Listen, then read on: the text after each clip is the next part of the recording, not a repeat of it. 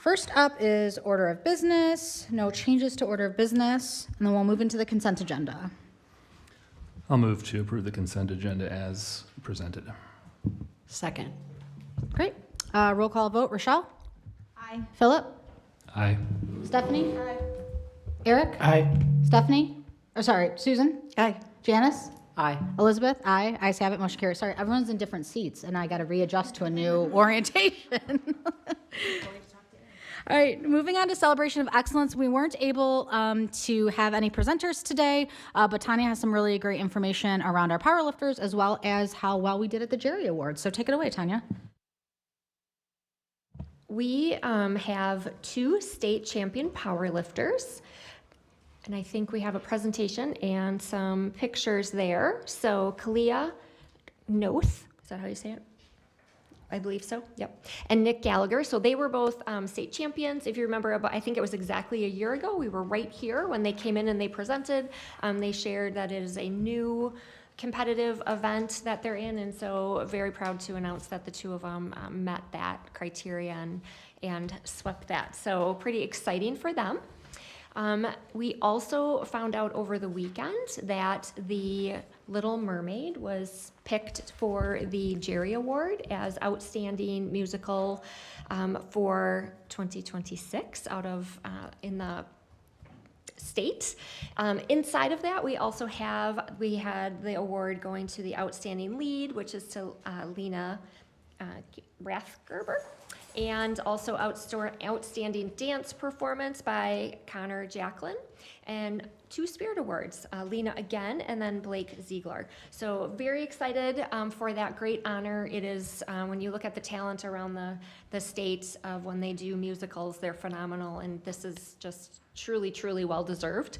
They will be performing at the Overture Center, I believe it's on June 7th, and the whole cast will do Under the Sea. So that will include also the elementary and middle school students that were in it also. So super great celebration and really proud of them and all of that work. Such an amazing performance. And then we also, we're gonna take this moment to introduce you to Monona Police Department's new service dog, Recon. And Luke, Come on up, officer. come on up. Recon. Perfect timing. And Recon, yes. It's been a minute since we've been here, so. This is Recon. He's very food motivated. Button. Thanks, Will. So Recon is new with us. She has been living with me for about 2 weeks now, just over 2 weeks, and started in the schools about 2 months ago, intermittently while I was still training with her and learning what she could do and what her abilities were. So that's a continuing process for me. A little different than just a regular like pet at home. A little bit more demand, but I have found that her presence in the schools has been very welcomed, not only by staff, but also by students and the general public that comes to our events, like the soccer game we just left. I've had special requests for her to come into classrooms to help with de-escalation of emotional students that might be dysregulated, which has proven very effective at the elementary level. Thankfully, the high schoolers haven't needed that yet. I'd like to keep it that way. We've had a couple classroom visits where we just pop in and say hello. Like we went over to Cottage Grove Elementary on, I think it was Monday, and said hello to a couple classrooms over there, and they got to meet Recon for the first time. And we were in classrooms today talking about practical law, and she got to visit with the students there. But her ability to interact with people and be that instant icebreaker for law enforcement in my role as a school resource officer has, so far in the 2.5 weeks of being full-time at the schools, has been pretty great. She's already picked her favorite students that she sees and starts getting all excited when she hears them coming down the hallway or sees them walk in the mornings. So that's been great to see kids kind of come out of their shell a little bit more than they normally would, which is good. Things are going really well. She's met her new vet. She met Bucky the Badger. She went to prom, wore a prom dress. What did she wear? She had a dress on. Yep. Her Sunday best.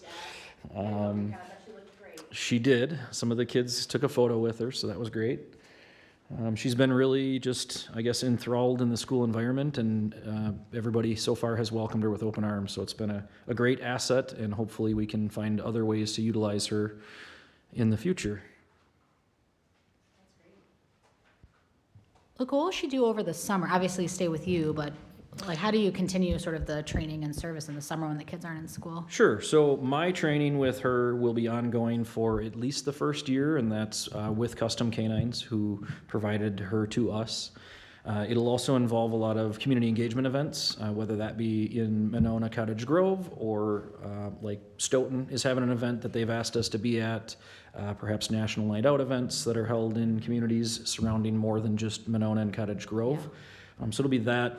We have our annual golf outing in Monona where she will go and interact with the 100+ golfers that we have. Different opportunities like that where she will get to do what she would do during the school day. She will also get a little bit of a, I guess we'll call it a vacation, and get to just be a puppy for a little bit and relax like that as well. Oh, good. Any other questions for Luke? Yeah, Janice. She's super chill. How old is she? She's 2. Okay. If I took the vest off right now, she probably would run around like a puppy. She's also worked all day, so she's spent. We had her out. It's youth night at soccer, so she was out there and all the kids were petting on her. But yeah, I mean, like working a typical day, she would get there in the morning, greet kids. In between lunches at the high school, if we're at the high school all day, she'll take a rest in my office in her little cubicle nook that we've designated for her, and she will be lights out snoring. And then she tries to get up and work in the afternoon. So if we are busy like we have been today, she's a little bit more tame than she can be, which is, I guess, good, because when I go home and take the vest off, she's all puppy. I'm curious what retirement age is for a service animal like this. Do you have a sense for how long she'll serve in this role? Sure. So it varies per dog, right? I mean, hopefully she'll have good health and not have any health issues. I would expect 7 to 9, 7 to 10 years, somewhere in there would be ideal if she could work till she was 9, 10. Given the good health, I would expect that to be kind of normal. And then my other question is more of a curiosity. Does the department have other dogs? And if so, does she get to meet them and form relationships with them, or are they kind of solitary? So, good question. At Monona, we have another bite apprehension dog, Jocko. They do not play together or intermingle. They go to the same events, but Jocko's usually muzzled because he's not intended to be a friendly pet dog. Whereas Recon is kind of like the face of the franchise, if you will. Like, come pet me, play with me, take pictures with me, do all of that fun community engagement type stuff. But they are definitely 2 in the same. If you come to the little shameless plug, if you come to the Memorial Day parade, we will both be leading the parade, both Recon and I, plus Jocko and his handler. So, I mean, they don't like fight or do anything like that, but she gets along with her 2 siblings at home, so that's helpful. Well, thank you, Officer Luke, and thank you, Recon. You're a very good dog. Before I go, would you like me to walk her around so you can pet her as we Yes, go thank you by? very much. I wasn't Okay. going to ask, but since you've offered.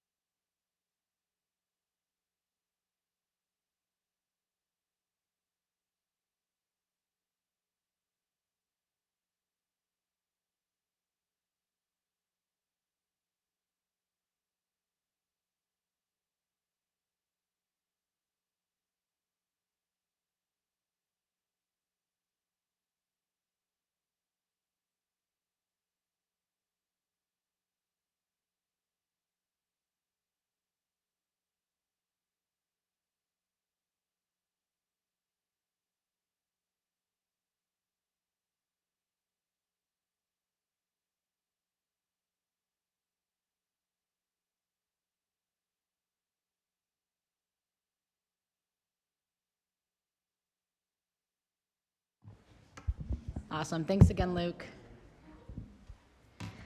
All right, while Recon is making the rounds to the audience here, we'll move to you, Elsa, for your student report.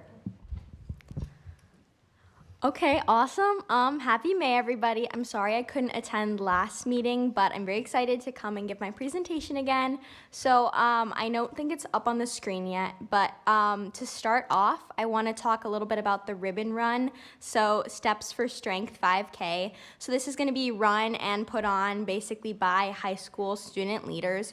They're hosting this upcoming 5K known as the Ribbon Run in support of cancer research within the community. So this event will take place on May 31st in, I believe, Bakken Park, and all the proceeds, donations, and fees will go straight to the Carebone Cancer Center located in Madison, Wisconsin. So a great form of outreach to support our community members who may be struggling through some other hard times, and just kind of support that community growth and provide a great opportunity to have a fun Sunday. So then student organizations, as we kind of wrap up the year, we're seeing a little bit less, but some really great achievements from some select student groups. So I want to touch on MG DECA first. So MG DECA recently sent 15 of its members to the International Career Development Conference, which was located in Atlanta, Georgia. Besides all of the fun excursions and other opportunities that the teammates got, the team returned with 1 test medal in finance. And then the highlight of the competition, the title of national champions in the entrepreneurship team was won by a sophomore duo. So this was very exciting. So they are the national champions within this event. This was the highest competition basically in the world for DECA, and so to be the champions in that event was very, very impressive. So congrats to those select individuals. Then this is actually really cool. Environmental Club was recently awarded the Keep Green Team mini grant. So a student leader within the club individually and independently wrote the grant data using the data that was collected on the school's electricity usage and admissions. So by taking in that data and by writing different reports regarding that, we were able to receive this.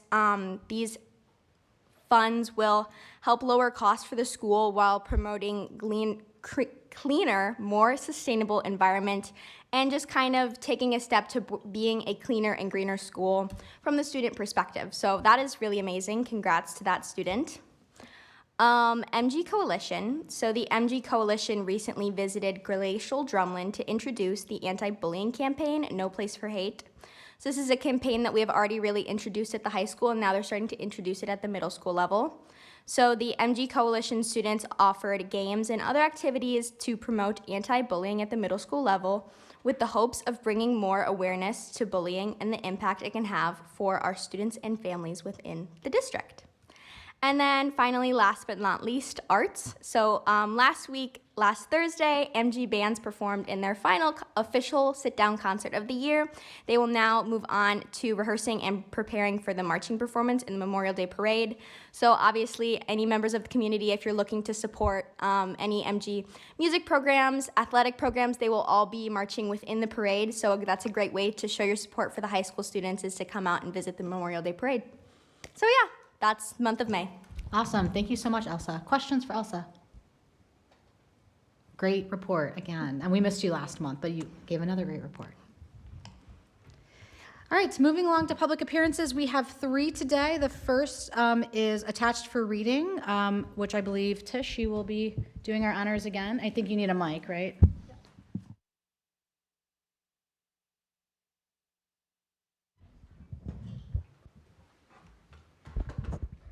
Good evening. My name is Chelsea Pepper. I'm a lifelong Monona resident, a parent in the district, and part of the Save Our Schools community group. Unfortunately, I am unable to attend tonight's meeting in person, but wanted to submit a statement because I think many families still have important questions and concerns that have not been clearly addressed by the school board. After the recent workshop, I know some community members felt relieved hearing that selling Maywood to a developer may be off the table. However, I am still wondering how the community can feel confident in that, and what would happen if the city of Monona ultimately decided not to purchase the property. There also continues to be uncertainty around Nichols and the future of MG21. While some people were left with the impression that Nichols may no longer be under consideration, there has not been a clear formal statement from the district, and many families still do not feel they have certainty about the future. I also continue to hear concerns from families about current conditions at Winnequa, concerns about crowded shared spaces, lunch schedules, indoor recess space, and safety during emergencies that has still not been meaningfully addressed. These are not future hypotheticals, they are the current conditions for students. I understand the district is relying heavily on enrollment projections and long-term data, but many community members are struggling with the idea of making permanent facilities decisions based on projections, while current concerns still exist today. I also think it has become clear that many people across both the school district and broader community are still trying to understand the long-term vision and implications of these discussions. Even engaged community members and local leaders are still asking questions and seeking clarity. That is why transparency, clear communication, and public access to information are so important as these conversations continue. What is the long-term facilities plan for the district as a whole? How do decisions about Maywood and Nichols fit into that bigger picture? And can the public have access to all reports, assessments, and information being used to guide discussions? These decisions will impact students, families, and the community for many years to come. I hope the district continues to move carefully, transparently, and with meaningful public engagement as the conversations continue. Thank you for your time. Thank you, Chelsea, and thank you for reading that, Tish. Next up, we have Nicole Schoenbeck-Kloss. And then, Nicole, since we're in Cottage Grove, you have to hit the button when you get up to the podium.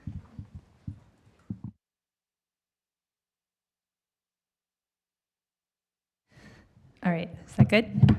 All right. Good evening, and thank you for your time. I'm Nicole Schoenbeck-Kloss, and I'm here tonight to share some of my frustrations with the current discussion around our district financials and potential school sales. I recognize that we face real financial pressure and that Wisconsin's funding system has not kept pace with inflation. And I recognize that districts across the state are dealing with this. And we can't really change that right now in this room, but you can control whether our decisions are being done strategically, sustainably, and in a fiscally responsible way. I know we're going to be hearing all about the preliminary budget tonight, and I'll be interested to hear what you guys have to say on that. While we're discussing the schools and the budget concerns, we've also approved additional spending initiatives like AVID and IXL, which can easily cost us $100K or more between the training and implementation cost in the upcoming school year. We also approved a $1.6 million driveway in order to save $600,000, which means that we're not going to see real savings from that for 3 years. I'm not arguing whether or not these programs have value, but I do question adding these expenditures while simultaneously looking at permanent asset reductions to address our budget stress. My frustration is that we are prioritizing these things in the budget, yet dismissing the concerns that many families have shared about Winnequa. Their concerns have highlighted their real lived experiences and real safety issues, especially in the parking lot and in our sheltering spaces, as well as challenges that our overcrowded school creates in terms of logistical planning and opportunities. There seems to be this general thought that because there are classrooms, there is space, but we know that some of those rooms are being utilized as support students and student services, and they're not truly available. In the workshop a few weeks back, it seemed that instead of a detailed analysis, a new number was just provided, and I'd love to hear more about the reasoning behind the new number that we now have. Regardless, those who have been inside Winnequa during the school day know how full it is. And not only is the building full, but the acreage standards and common planning recommendations from 1963 would suggest that a 7-acre site should not have more than 280 students, and we are well beyond that. Sorry, I'm losing my spot. Beyond the current situation, we're also reacting to our projected enrollment trends. But we're reacting to relatively short-term data that includes a significant anomaly of COVID, and whether or not the numbers are low for a few years or the numbers are low permanently is yet to be seen. And in addition to that, we don't know for sure that our open enrollment strategy is one that we're going to continue for 10, 20 years, how long it's going to stay the way it is. I'd love to see an open enrollment strategy that isn't let everyone in and is not absolutely zero. There's probably a middle ground that's optimal, and I know it'll take some time to figure out, but what that will add up to in our overall enrollment trends is yet to be seen.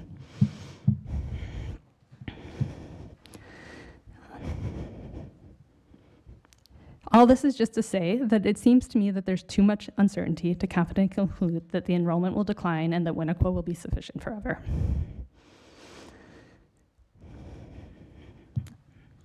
Sorry, I've lost my spot again. I'll just say thank you for your consideration. See you again. All right, last up for public comment, and it seems like Nicole left the microphone on, so you don't have to worry about the button, is Caitlin Roa. Oh, yeah, no problem. Okay.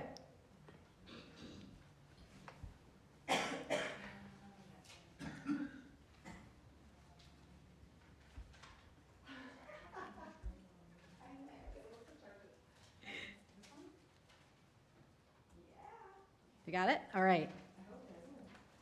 You can also email them to the board if that ends up not being exactly what you wanted to say. You're welcome to email your written comments too. Sorry. Okay, hello, I'm Caitlin Roa. The members of Save Our Schools group are aware that we have made many requests to the board over this last several months, and with the aim of answering important questions about the implications of the potential sale of Maywood and Nichols property in the spirit of transparency and accountability, we wanted to share the list of outstanding requests in hopes that it makes things easier for everyone involved. Okay, so the outstanding list is as follows. We'd like to see a comprehensive long-term financial analysis in the district's 10-year plan that incorporates the implications of selling the properties, including all the moving costs, renovation costs, for relocating programs to new locations. We want to know about financial trade-off in selling both schools. What level of revenue would justify giving up these assets? We want to know if you're prioritizing a 20-year facilities plan. And we'd like to see the second Maywood repair quote. We'd like to get a definition of actual target operating capacity for Winnequa. We'd also like re-examine and confirm the enrollment projections, including standard historical error, and confirm if future new students have been accounted for from new apartment buildings being built in Monona. There was data discussed at the workshop last month, and we'd like to see citations and confirmation of where this information is coming from. A list of other alternative solutions that have been investigated as options instead of selling properties, or if that include selling multiple vacant properties in Cottage Grove. What land swap discussions have taken place between the city of Monona and the district, and we'd like an issue a statement declaring whether or not you intend to pursue selling Nichols building at this time, based on what Chelsea just said, and. We just want to reiterate that we're two communities that come together and want to tackle this budgeting issue, and we want to make sure that the solutions are equitable across the communities and not just put the burden on Monona taxpayers. And as a reminder, for the sake of all the kids in the district and of course the teachers, if you don't have the answers to some of these questions, you're not equipped to make decisions regarding the sale of these properties. Thank you for your time. Thank you. Moving on to action items. Number 1, the 2027 health and dental insurance renewal. This item was discussed twice at the Personnel Committee meeting and recommended to move forward to the board for consideration. We received a less than ideal renewal from Dean. The district had 2 carriers, one with Dean and with GHC. And unfortunately, the Dean renewal came back at so high that it was just not affordable for our staff or the district. Looking at our options, the administration is making a recommendation to move forward with a sole carrier. This is consistent with our benchmark districts, specifically with GHC and a narrow network. This is a 5% increase in health insurance expenditures for the district. On the chart, you'll see the impact on employees. Those that were on Dean will see a significant savings moving to the narrow network, and there'll be about a 5% increase for those that are currently on GHC. Along with this, we are recommending a family reimbursement account options for employees that have been enrolled on the district's health plan for the previous 12 months and have access to other employer-sponsored coverage. They must waive our insurance during open enrollment this fall and then enroll in an employer-sponsored. It can't be on the marketplace. It has to be employer-sponsored. The district would then pay 100% of in-network deductibles, co-insurance, co-pays, and prescription drug expenses incurred in that plan, up to $5,000 for a single plan and $10,000 for a family. Premiums are not reimbursed, and there's some IRS restrictions for those that go onto a high deductible health plan. Those that are on a high deductible health plan have to pay out of pocket $1,750 single or $3,500 family before the district can do any reimbursement. That's an IRS rule, not a district rule. In addition, we're recommending a status quo dental renewal for 2027 with no increase in premiums. Thank you, Kristen. Before we get into questions, I'm curious, Janice or Philip or Eric, I know that this is something that you all had discussed at personnel. If you have any additional insights or things you want to add in terms of how that conversation at personnel went? Yeah, sure. I would add that we had good discussions in personnel, but I think an important thread to bring up is that the MGA has been involved along the way with this, and it's been a really good example of collaboration between everybody involved, and I'm pretty happy with this outcome, and particularly with the FRA being included. I think that's going to be a great benefit to the families who can take advantage of it. So I would just characterize the discussions in personnel as productive and positive. Yeah, I think I'm going to echo what Philip said. It was productive and positive, and I think there was a lot of really good communication between the district and the MGA then sent it out to like all the people so that everyone would be able to have a chance to give feedback. They did surveys, so they presented us with data, and this is where everybody ended up collaboratively together. All right, can I get a motion, please? Yeah, Susan. I just have a real quick question. One was, just to clarify, so Philip, there was good, strong collaboration with MGEA, and in that process, there was, the result of the collaboration was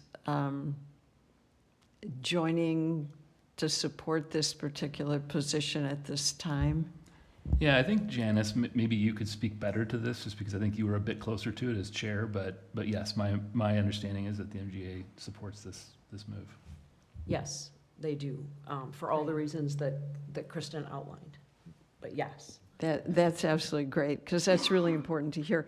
The other thing was, I looked at, to me, it's really important to hear that, because based on the numbers that we have, it looks like we are still going to have 179 families, if they retain their healthcare insurance through the school district, who will have to move their primary care and family to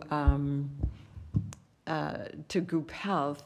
Kind of the comfort level I feel with that is just my own experiences in that healthcare environment, and that you really have an open door, not just to group health, but to the UW and their pathways, for sure, in terms of their specialties and referrals. So if you needed a kidney transplant and you were a group health patient, you would be in line to receive that service. The other thing that I feel very positive about is that with group health, you have a pathway into the children's, child and adolescent Center, which is the only mental health hospital setting, mental health facility we have in this community for children. So I feel really positive about the services they're going to provide. I just wanted to make sure, again, we all end up transitioning from one healthcare provider to, because they keep retiring on us.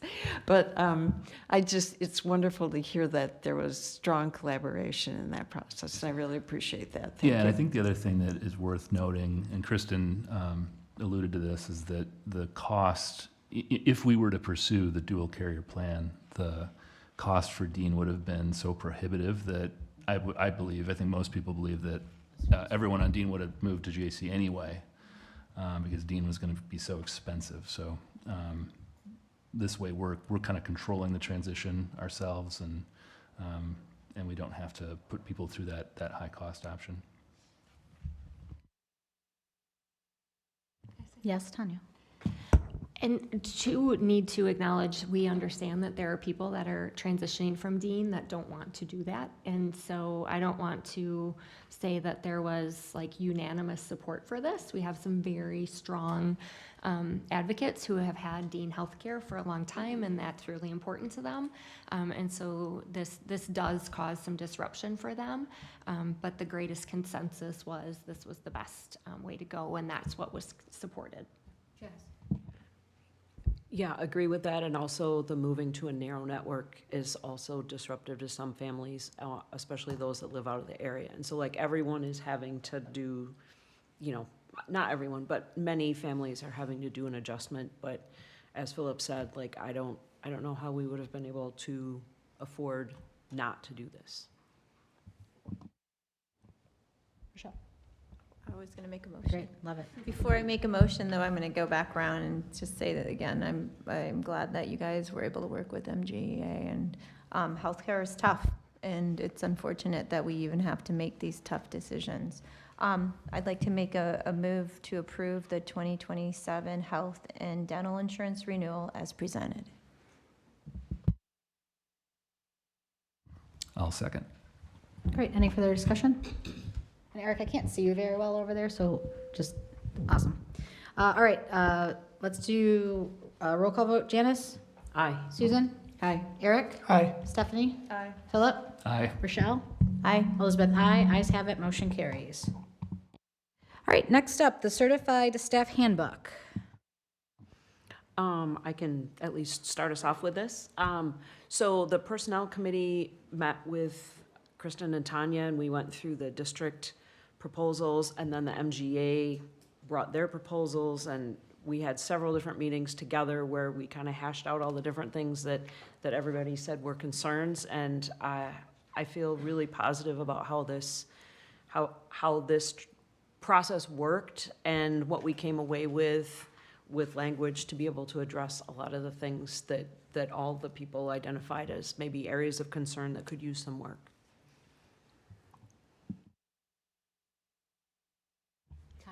So I know that in personnel, we went through this. There is in the administrative content of the board docs is a summary of all the changes, and then the red line document. That link does not work, by the way. Which one? The red line document. This one. That one works, but this one is not.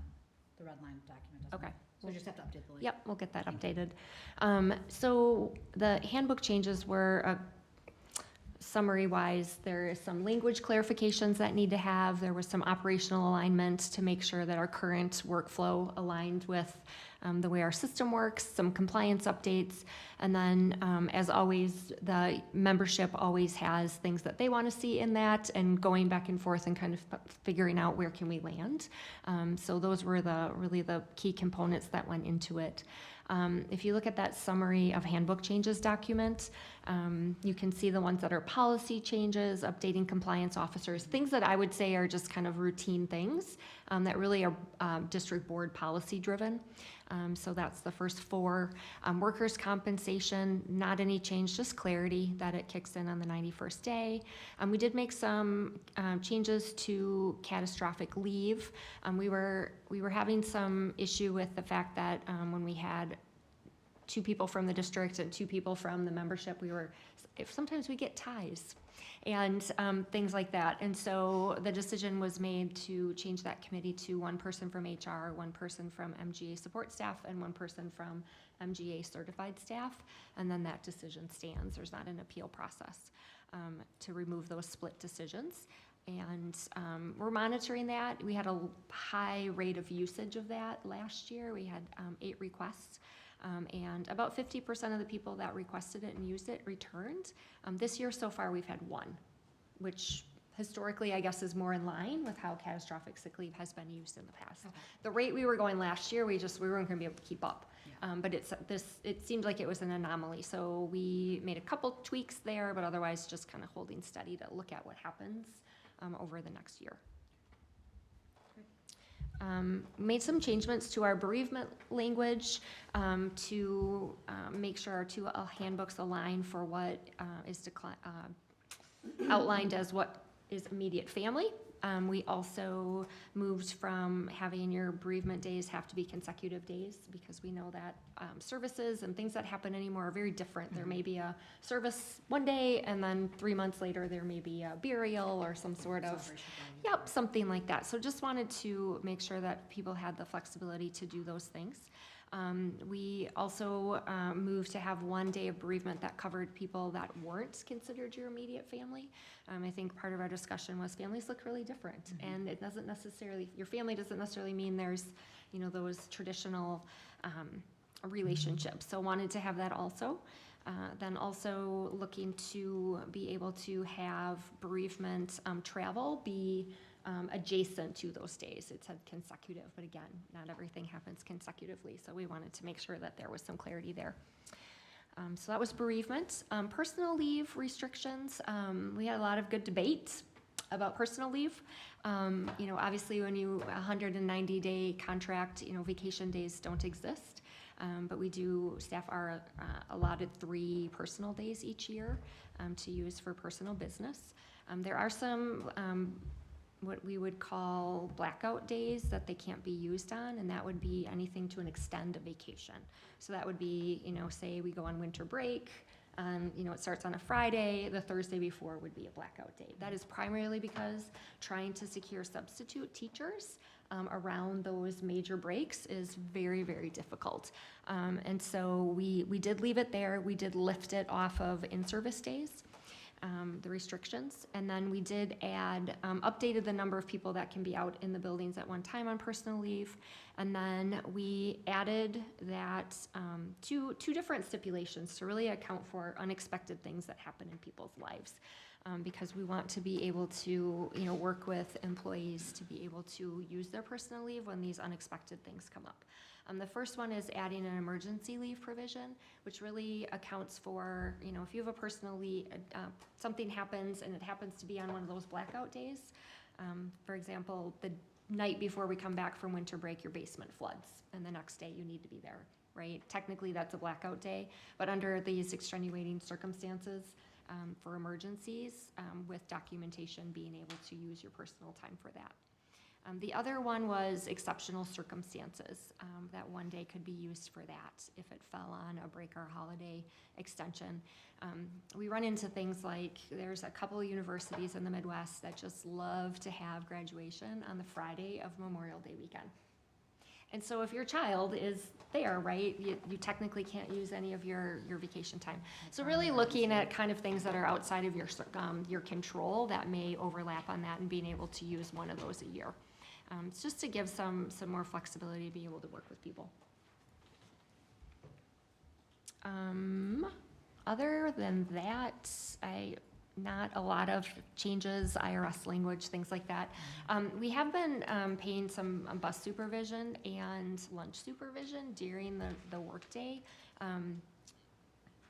for people, and really moving away from that unless it is taking away someone's prep time or their duty-free lunch. I have a question, but Susan? I think you had your hand up first. I had just a couple quick questions on the catastrophic sick leave. On number 5 was remove split decision information, and even when I read it in context, I wasn't exactly sure. Yeah, we went with a panel of 3, so you can't end up with 2 and 2. Oh, okay. Yeah. Okay. And then removal of the appeal rights, the thoughts about that, and Yeah, because we just decided that because it's 2 people from, a certified staff, a support staff, and then somebody from the district, those 3 people, their decision stands. So no, not having an appeal be Okay. to Kristen or me. okay, great. Thank you. Quick question for you, Tanya. The IEP section in here has a check mark, but there's no content in the box. Stayed the same One of these days. one of these days. All right. Other questions? Well, Yeah. I guess I would ask the same question I did before, and that was, this was a collaborative process, and coming together on this, because I remember when we wrote this handbook, Andrew Riddell sat there and typed for hours while we put it together. So it's really nice that you have reviewed it, because I don't know that there's been good, strong, collaborative review of this language to make it clear. And a lot of it was clarity. As I skimmed through the changes, I thought, well, that makes a lot. I had 2 questions from all the changes that you made. That was it. So thank you. Susan, I would say the work that we did this year really honors the work that we did when we created it, so, yeah. That's great.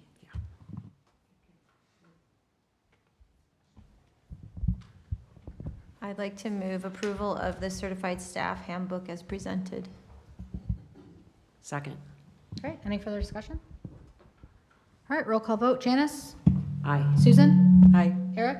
Aye. Stephanie? Aye. Philip? Aye. Rochelle? Aye. Elizabeth, aye. Ayes have it. Motion carries. Next up, the 2026-2027 MGEA Certified Staff Salary Compensation Plan. We set a goal as a district to reach the 75th percentile as compared to our benchmark districts, and I'm pleased to say that we achieved that for the 26-27 school year with a base wage increase of 2.63% and supplemental pay in addition to that to bring up the total compensation increase to 6.7% from 25-26. The proposed teacher salary schedule is attached in executive content. Our starting teacher salary will be $57,095 for 26-27.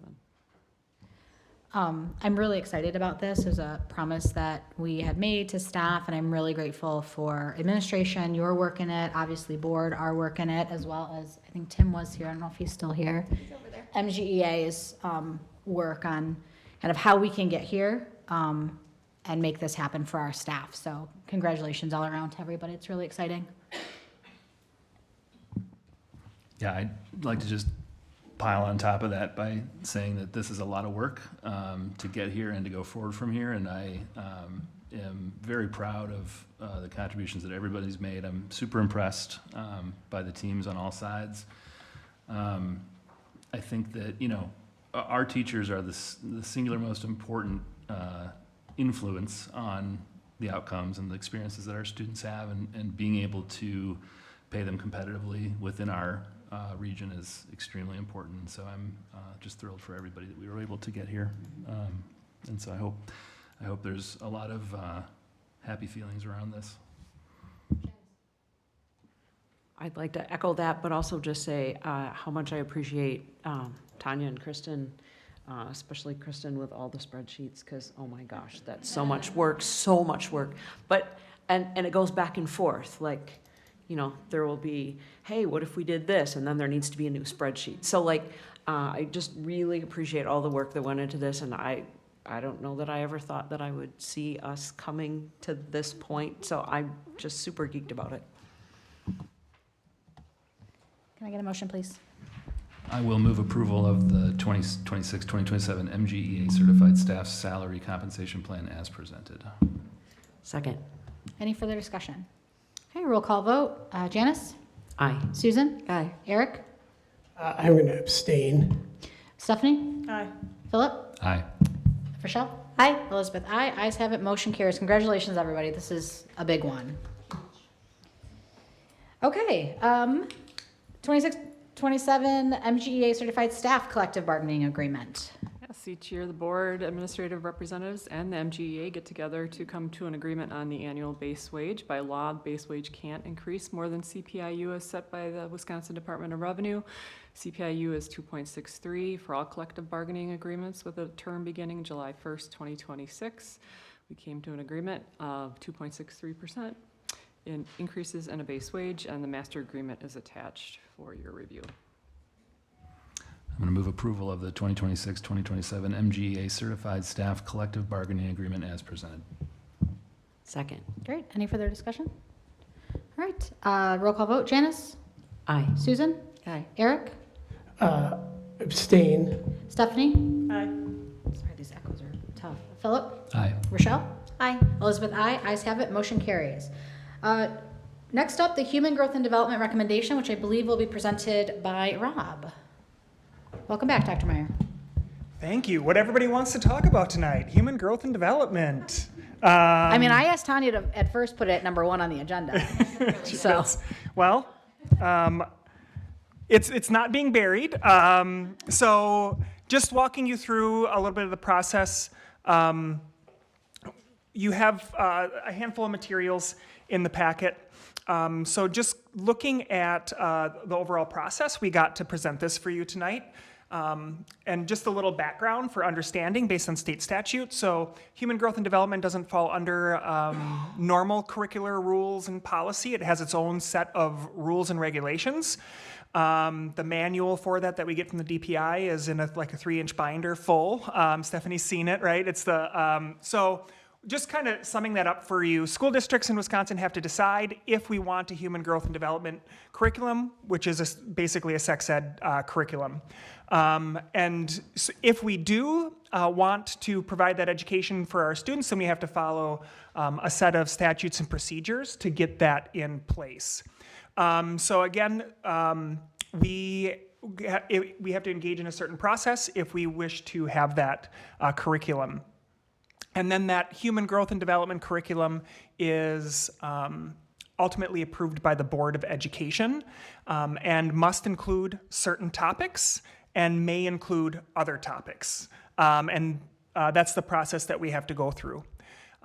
So the board here, we have had this curriculum in the past, so we've maintained that.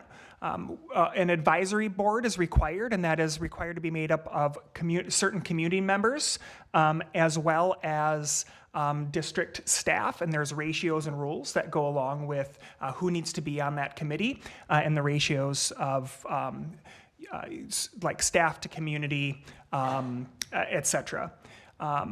So we have to have a scope and sequence, and then we also must notify families when we teach any of this curriculum so that they have the opportunity to review the topics and make a decision to opt out or review those materials. So that's kind of high level. There's like I said, the manual is big, but certain topics that we must cover, some topics that we may cover. We have a community advisory board that kind of comes up and shapes a proposal.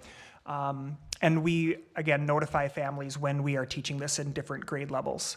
I'm very proud to say that how we approached it was an internal committee. So I've done this work a couple of times, and starting from scratch, going to a public committee, they want to know what those that teach the curriculum and interact with kids on a daily basis, like what they think. So we started with an internal team to kind of come up with a proposed scope and sequence based on what we currently cover and what they thought students might mostly benefit from. So this was health teachers, PE teachers, and some administrative representatives, school district nursing staff as well. Came up with an initial proposal. Then we moved through the TLE committee to have the advisory committee, and that again was made up of all the required people, including students, parents, clergy, medical professionals, And so we had that well-rounded committee. That committee went through that proposal and revised and made changes. So we met over about 2 months. We had 2 meetings, but had gaps of time, that gap of time in between for people to do some deep dive into that work. And then ultimately, we reached consensus on where we wanted to go. And that is, then that consensus document that you see in the guidebook was approved by TLE committee. We spent 2 months in TLE committee. So first one I presented, again, the process, as well as where we landed, allowed a month for people to review those materials, and then the TLE committee ultimately approved that, bringing that to you this evening. So last step would be Board of Education approval. A couple of things just to be aware of is, again, we use that advisory committee to reach consensus. We have ticked all the boxes of what we must cover and went through the things that we may cover. What I'm asking you to approve tonight, you see a model of a guidebook that's in there. There is some tweaking to the guidebook. What I'm ultimately asking you to approve is the scope and sequence that's in there on pages 4 to... it's not short, 4 to 18 is the scope and sequence.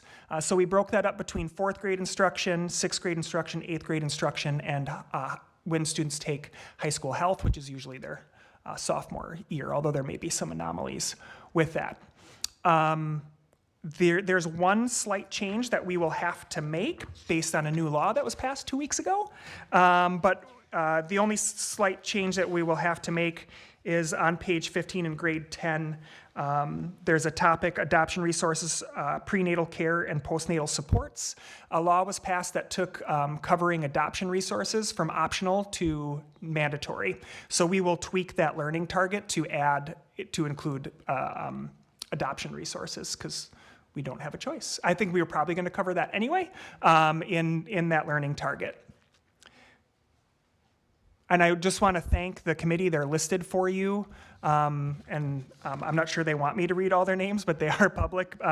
But I think a very thoughtful committee that had very positive dialogue, asked questions, sought understanding, and truly did reach consensus. So the Board of Education, you do have the opportunity, as I told the TLE committee, to make changes. You do not have to accept their recommendation, but on behalf of the committee, I'm hopeful that you would take their recommendation. They put a lot of work into it.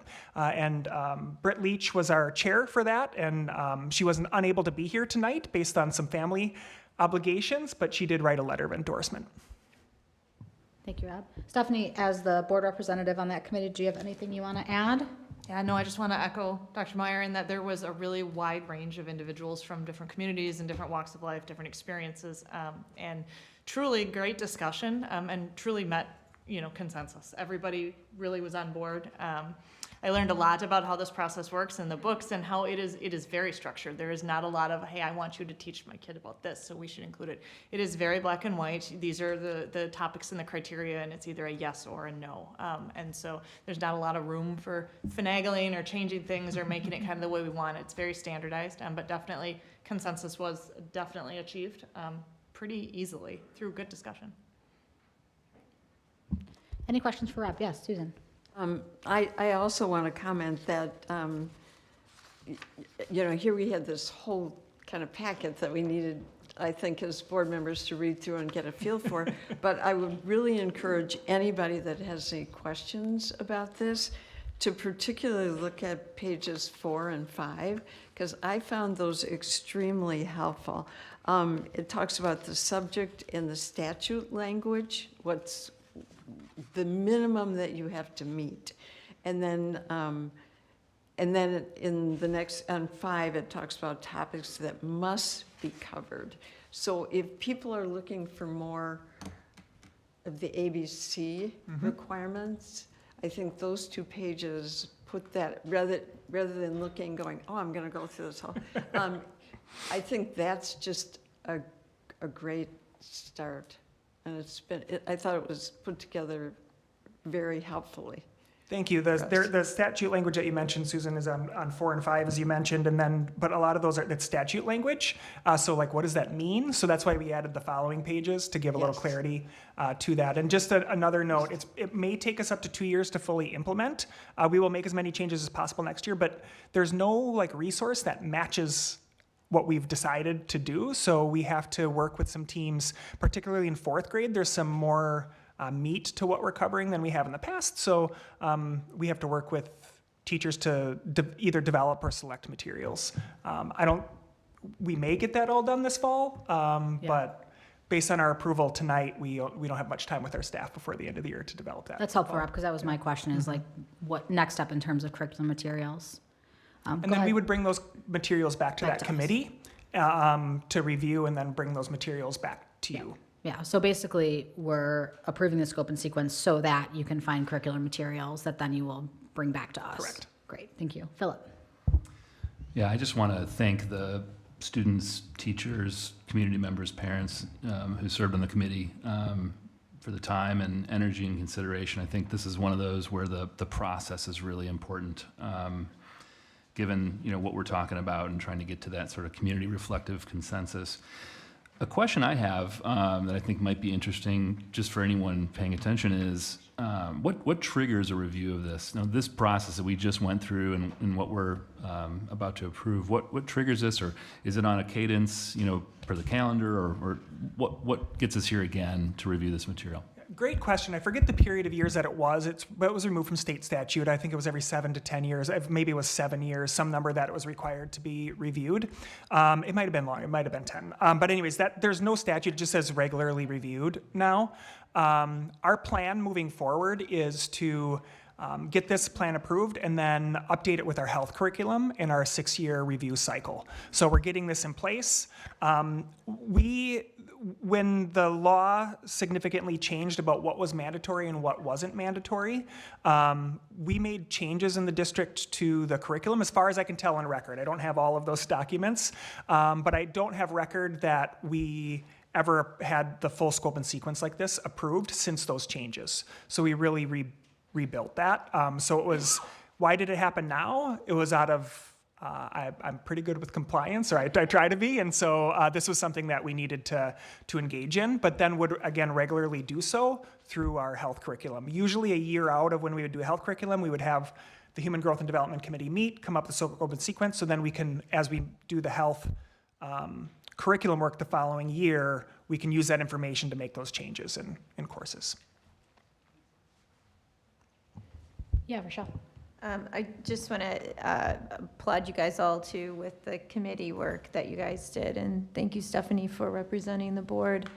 And I think this is really going to be helpful for us to be consistent across schools too, because I know in the past, if you sometimes maybe there wasn't as much of that. So using the same materials, I think is going to be effective in the work that the teachers are doing. So I would like to make a move approval of the proposed update to human growth and development scope and sequence as presented. I'll second that. Great, any further discussion? All right, let's do voice vote on this one. All those in favor say aye. Aye. All those opposed? Ayes have it, motion carries. Thanks, Rob. Thank you.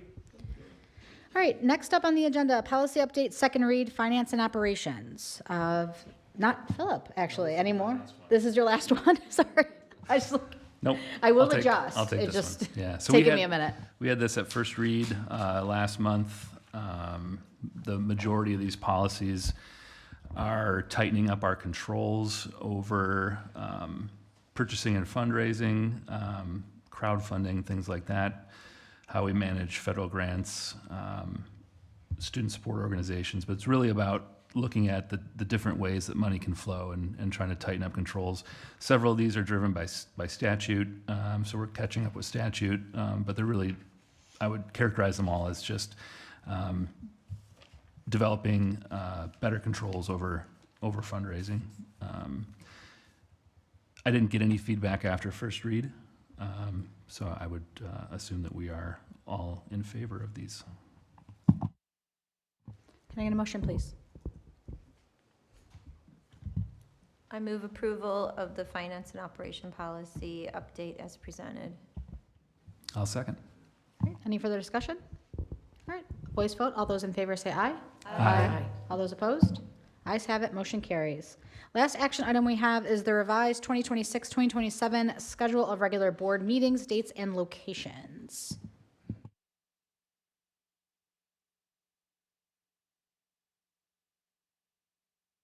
At the reorg meeting and then at the last board meeting, we talked about the different schedules. So if you look on the attachment, you can see that there are some changes that we have made.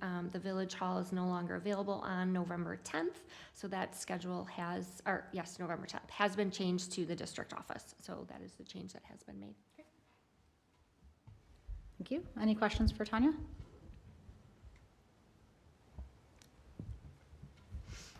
I'll move approval of the revised 2026-2027 schedule of regular board meetings, dates, and locations as presented. Second. Great. Any further discussion? All right, voice vote. All those in favor say aye. Aye. All those opposed? Ayes have it, motion carries. Next up, we'll move to discussion items. Discussion item I1 is district real estate and utilization. And I believe, Tanya, you are kicking off the presentation here.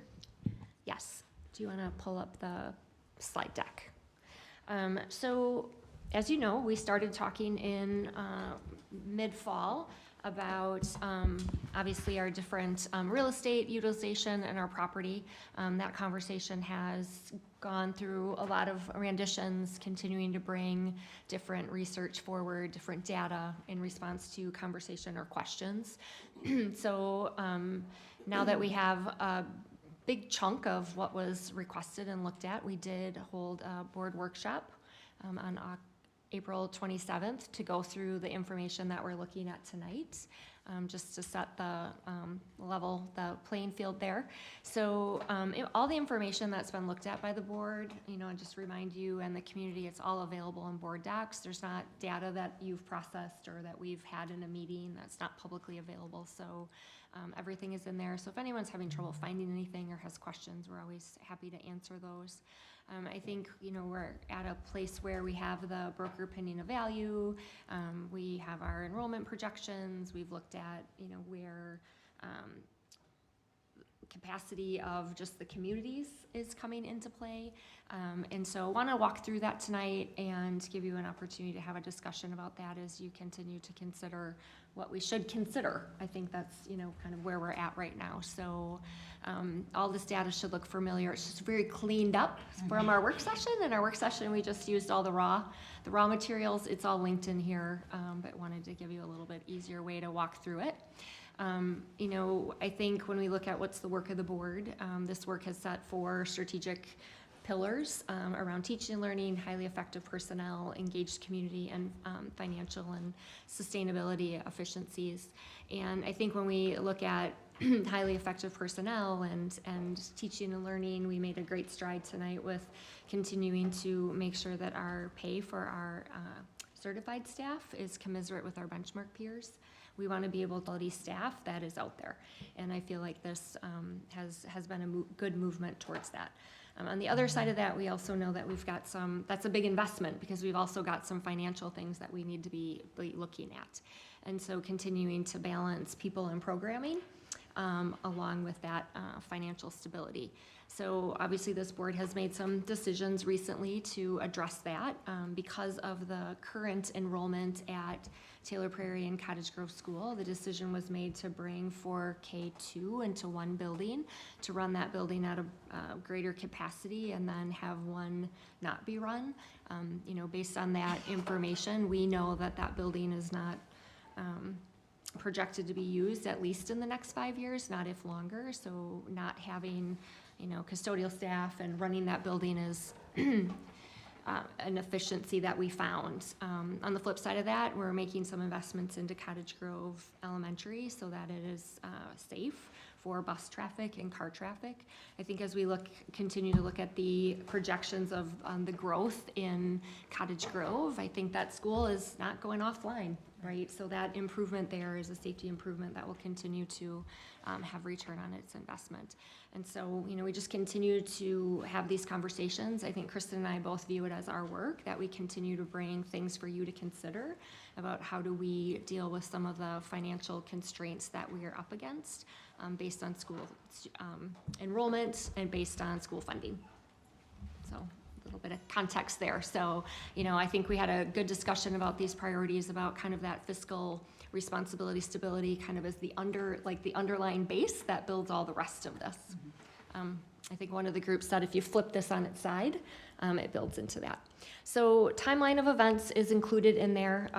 The meetings that you have had discussion about this, just reminding the public that, you know, this board can't get together and talk about these things outside of a public meeting. And so while it feels like we've been talking about this for a long time, if you look at the number of meetings that we've had where it's been discussed, you know, where I think this is the 6th meeting, right? And so there's a lot of information and a lot of things that have been being processed, and having to take that time.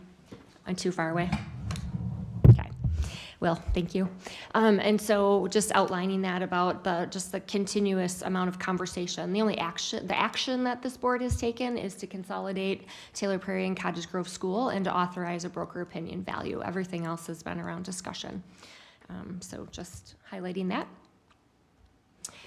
So we did bring the broker's opinion of value. There was some changes that we made to it. We went through them at the workshop.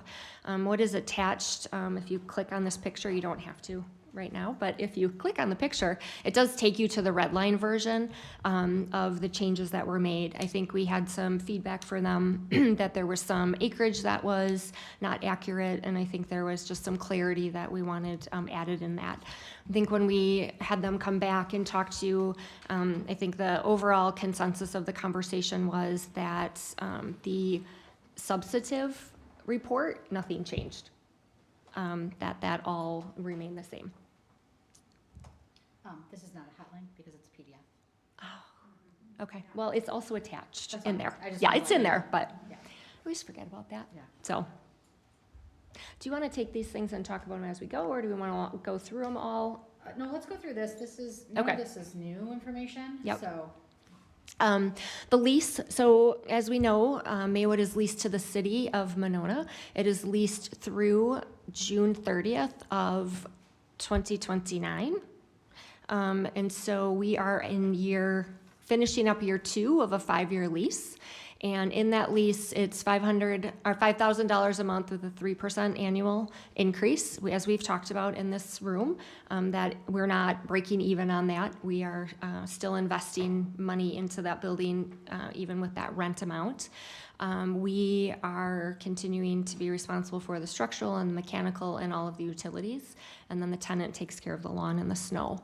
There is a clause in the lease that we can open it up in year 3 to talk about renewal terms and adjustments, and so that would be sometime next year. Just a reminder, this is a binding lease, so anything that would happen with that property has to consider this lease. So if the board were to decide they wanted to pursue a sale of this building, and it wasn't to the city, this lease stands. So nothing could happen with that property in those 5 years unless the city was willing to end the lease. And then, you know, just reminding people that that building hasn't had elementary age students that are from Monona Grove School District in 16 years. And so the kids that are graduating this year as 12th graders from Monona, never stepped foot in that building. If you kind of put it into perspective of how far back that goes. So I know there's been asks about open up the lease, charge them more, renegotiate the lease. We can open it up sometime in year 3 for that, but that would be the first it would be able to be looked at. I think one of the things it's tricky for us to consider is we continue to hear that Dane County is growing exponentially. At the same time, every school district is coming forward and saying that their enrollment is either flat or declining. And so, you know, Madison just put out their projections of losing 700 students in the next 5 years, which I think is in juxtaposition to what we look at for the regional development group and the Department of Assessment putting out their projections. And I think we looked at this, and across the top, you can kind of see that growth over time with the census. Now, some communities, there's a little bit of difference between what the Department of Assessment and the regional development groups say the projected growth is. So you look at this, it's the RDG says 437,000, and the census says around 371,000. So that is a little bit of a disconnect. And I know that's been some of the conversations in the city of Madison, that they have a gap there in their projections. Is there any way to get that to all? No? Oh, so it's full. I think you have to shrink it. So when we look at Dane County, oh, I just can't see it. I think I look at here. And as we look at Dane County, same type of thing happens, where you can see lots of growth. I think what's interesting about this data is if you look at the city of Monona, the census for 2020 and then out to the 2050 and projections, they're pretty right in the ballpark of around within 300 of the projections, which takes it to from 880 to around 10.5. So you can see that growth there. And a reminder, we're not talking about school-age children, we're just talking about human beings that would be living in those areas. On the flip side of that, you look at Cottage Grove and the census of around 7,000, and in 2050, looking at it going to around, both estimates are around 20,000. So expected growth. The village that is encompassed there. The next one is the town. The town's pretty flat, and one of the things that we've talked about is, as different areas are developed, the town is getting annexed into the village, and so it's hard to tell, like, if there's not going to be people that are in the village or the village are in the town, or if that just keeps kind of getting eaten up. But that looks pretty flat, where it remains around 3,600. So we don't have big gaps in our data between what the regional development group's data says and the census data from the Department of Administration, which again tells us that those are more in line. So I know we've had some conversation about, school building. Before we move into enrollment, because I do think that this information will feel relatively new to the public, I want to make sure that there aren't any questions about this historical information that was presented from the board. Great, moving on. I think the other question is, people have asked about selling Taylor Prairie. I think as we look at those long-range projections, you see a lot of growth here, and I think, we've talked about that in the past also.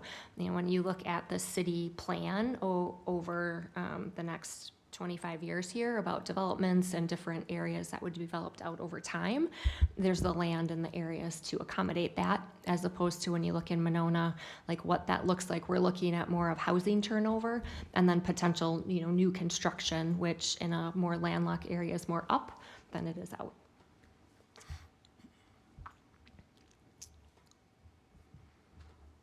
All right. The next several slides I can speak to. These were data sets that I've been working with the administration on pulling together.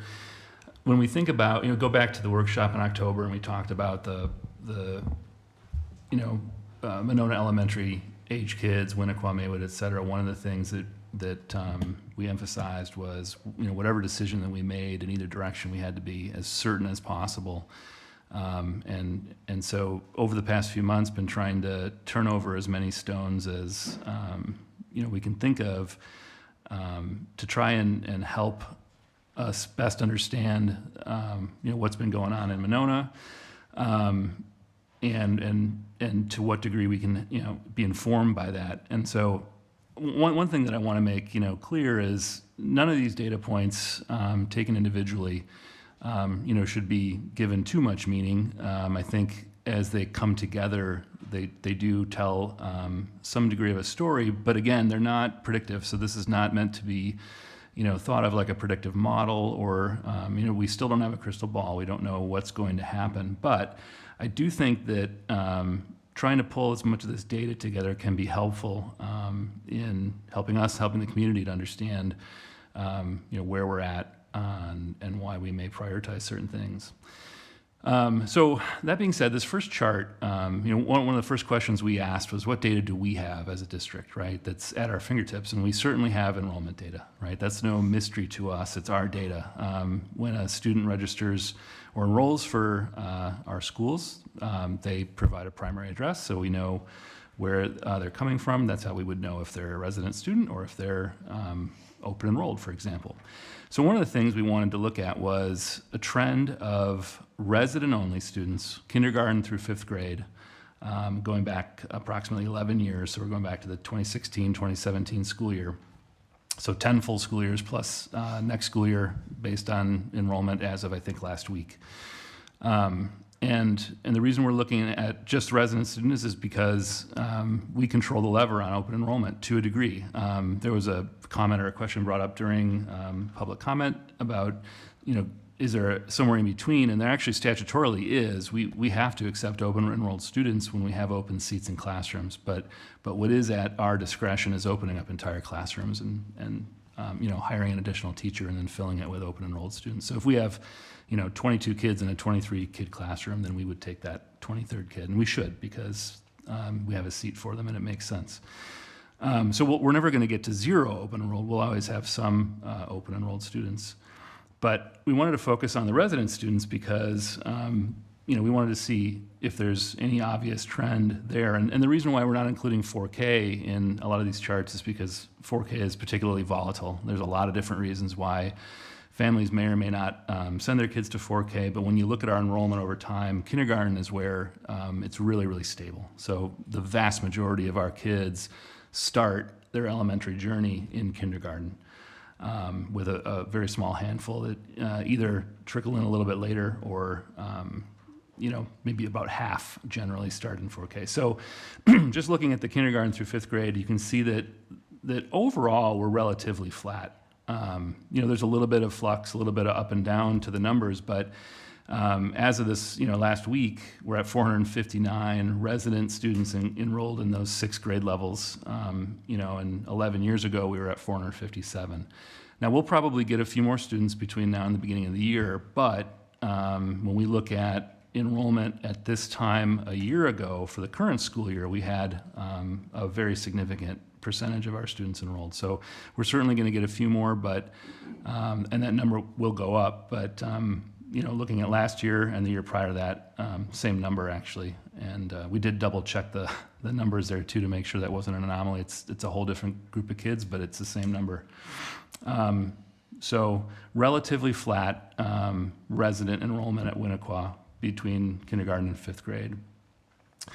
The next chart, if we go to the next slide, this one is the same data, but now we've included open enrollment. And what we're trying to show here is, well, you can see the blue bars, which is what we were just looking at, stay relatively stable. You can see the uptick in open enrollment, where back in 2016 we had the 63 students on top of the 457.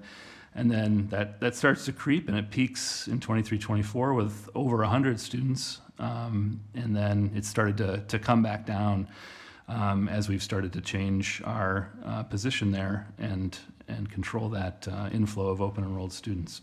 And we expect that to continue. So we're looking at the 55 in the upcoming school year, and I believe, Kristen, correct me if I'm wrong, but we anticipate that number will drop even further in the 27-28 year and 28-29 year, because we have a couple of grades that still have significant open enrollment that are gonna flow out of the school, and so.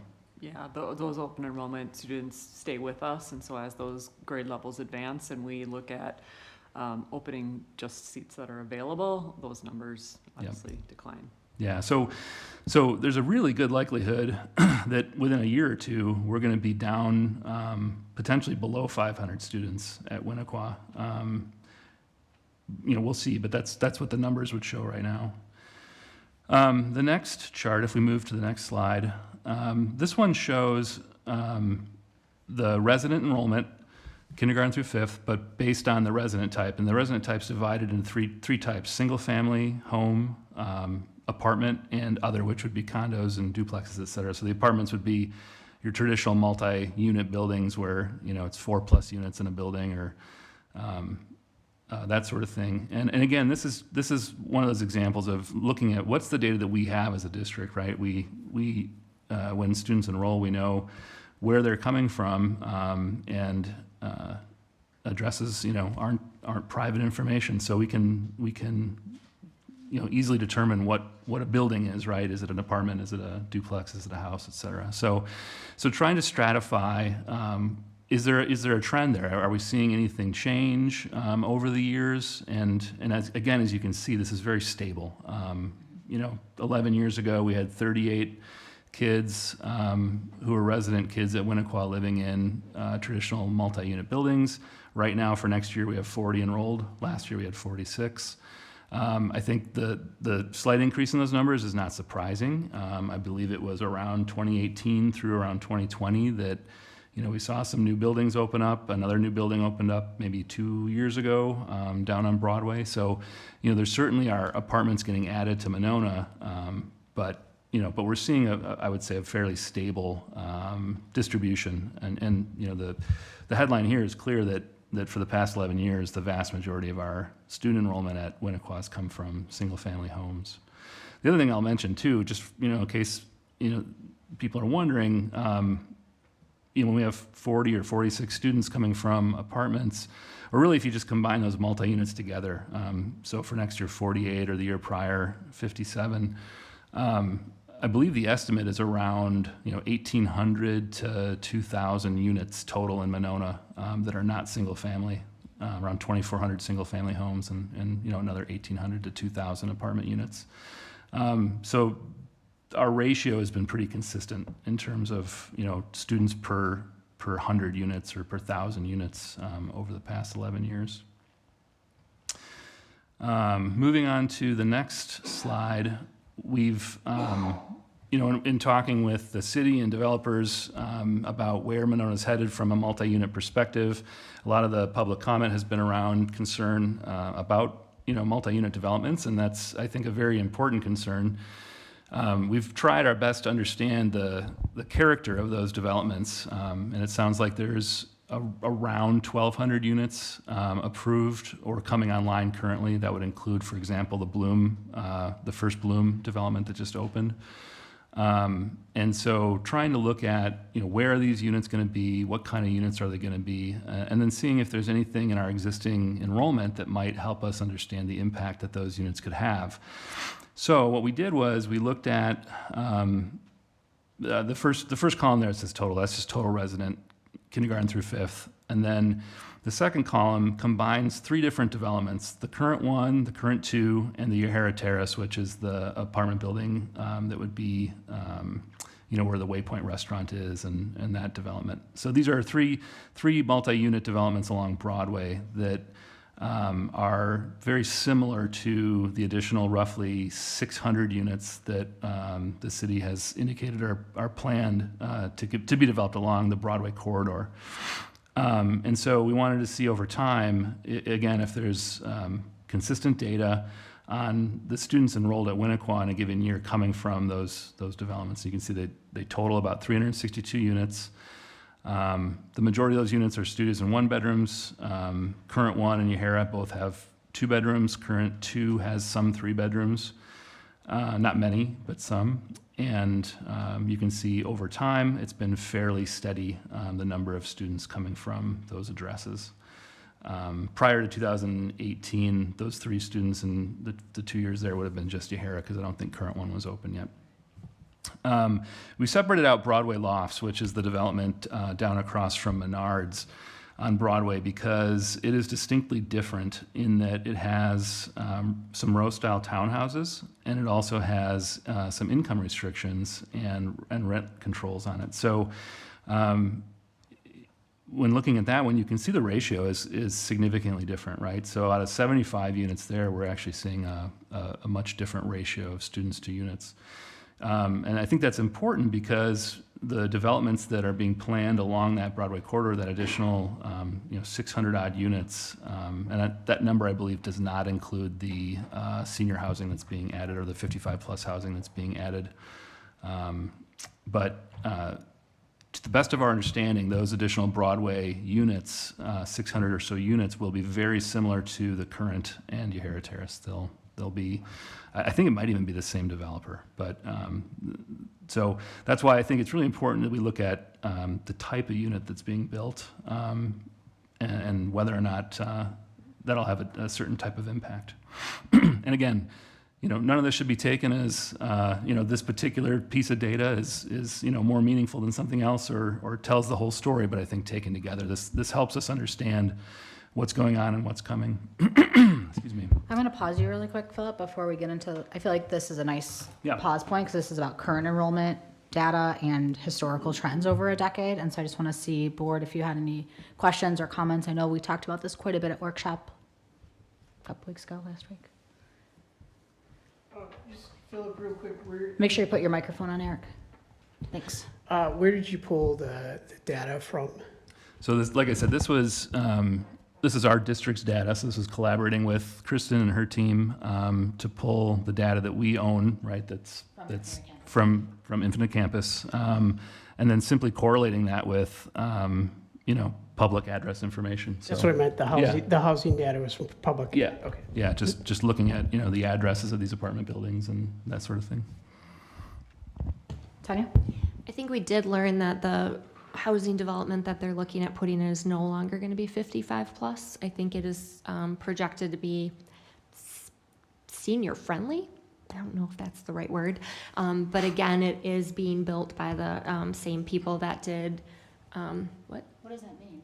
I don't know. That's why So it's like intended to, So it's intended to be for seniors, but it won't be restricted to seniors? Is that the Correct. idea there? Yep. Interesting. Mm-hmm. I mean, multi-generational wouldn't be a bad idea, but. Yeah, but it is interesting. being built by the same developers as the other ones, and so the price points are also Quite high. luxury living. Go ahead, Michelle. I appreciate why 4K wasn't in any of these projections. I'm just curious, like, how much that affects the number of students in our schools traditionally, or at least at Winnequa. Well, we always count them as a half because they're never all there at once. We're projected to have 70 next year, 4K, 4K at Winnequa, 48. 48. This year is This year we had a big 4K group. oddly big burst, and then we're projected to go down. Mhm. Yeah, I think most years it would have added about 20 students in the building, roughly. Yeah. Yeah, I said this at workshop, but I think it's really important for us to look at this historical data, and I appreciate you putting it together, Philip, because this kind of relatively flat enrollment numbers at Winnequa, I think, is a really interesting one, and important for us to think about in the context of projections and the context of declining enrollment and some of the other factors that we've been talking about. And so I think it's a really good piece of information to be able to look at. Okay, we can talk about the anomaly that sort of was COVID. We can talk about declining enrollment as a national problem, because it is. It's not just a Dane County problem or Wisconsin problem. Every state education agency and every school district in the country you have conversation with, the second or third thing out of their mouth is we're dealing with declining enrollment. So there's a trend happening right now as it relates to sort of enrollment in public education.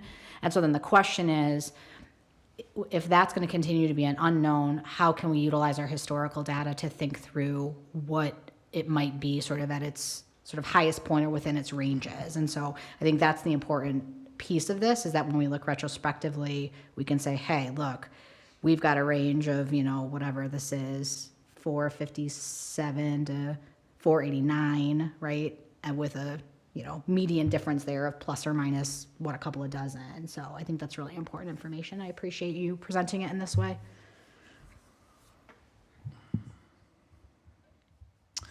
All right, let's move on then to the next slide.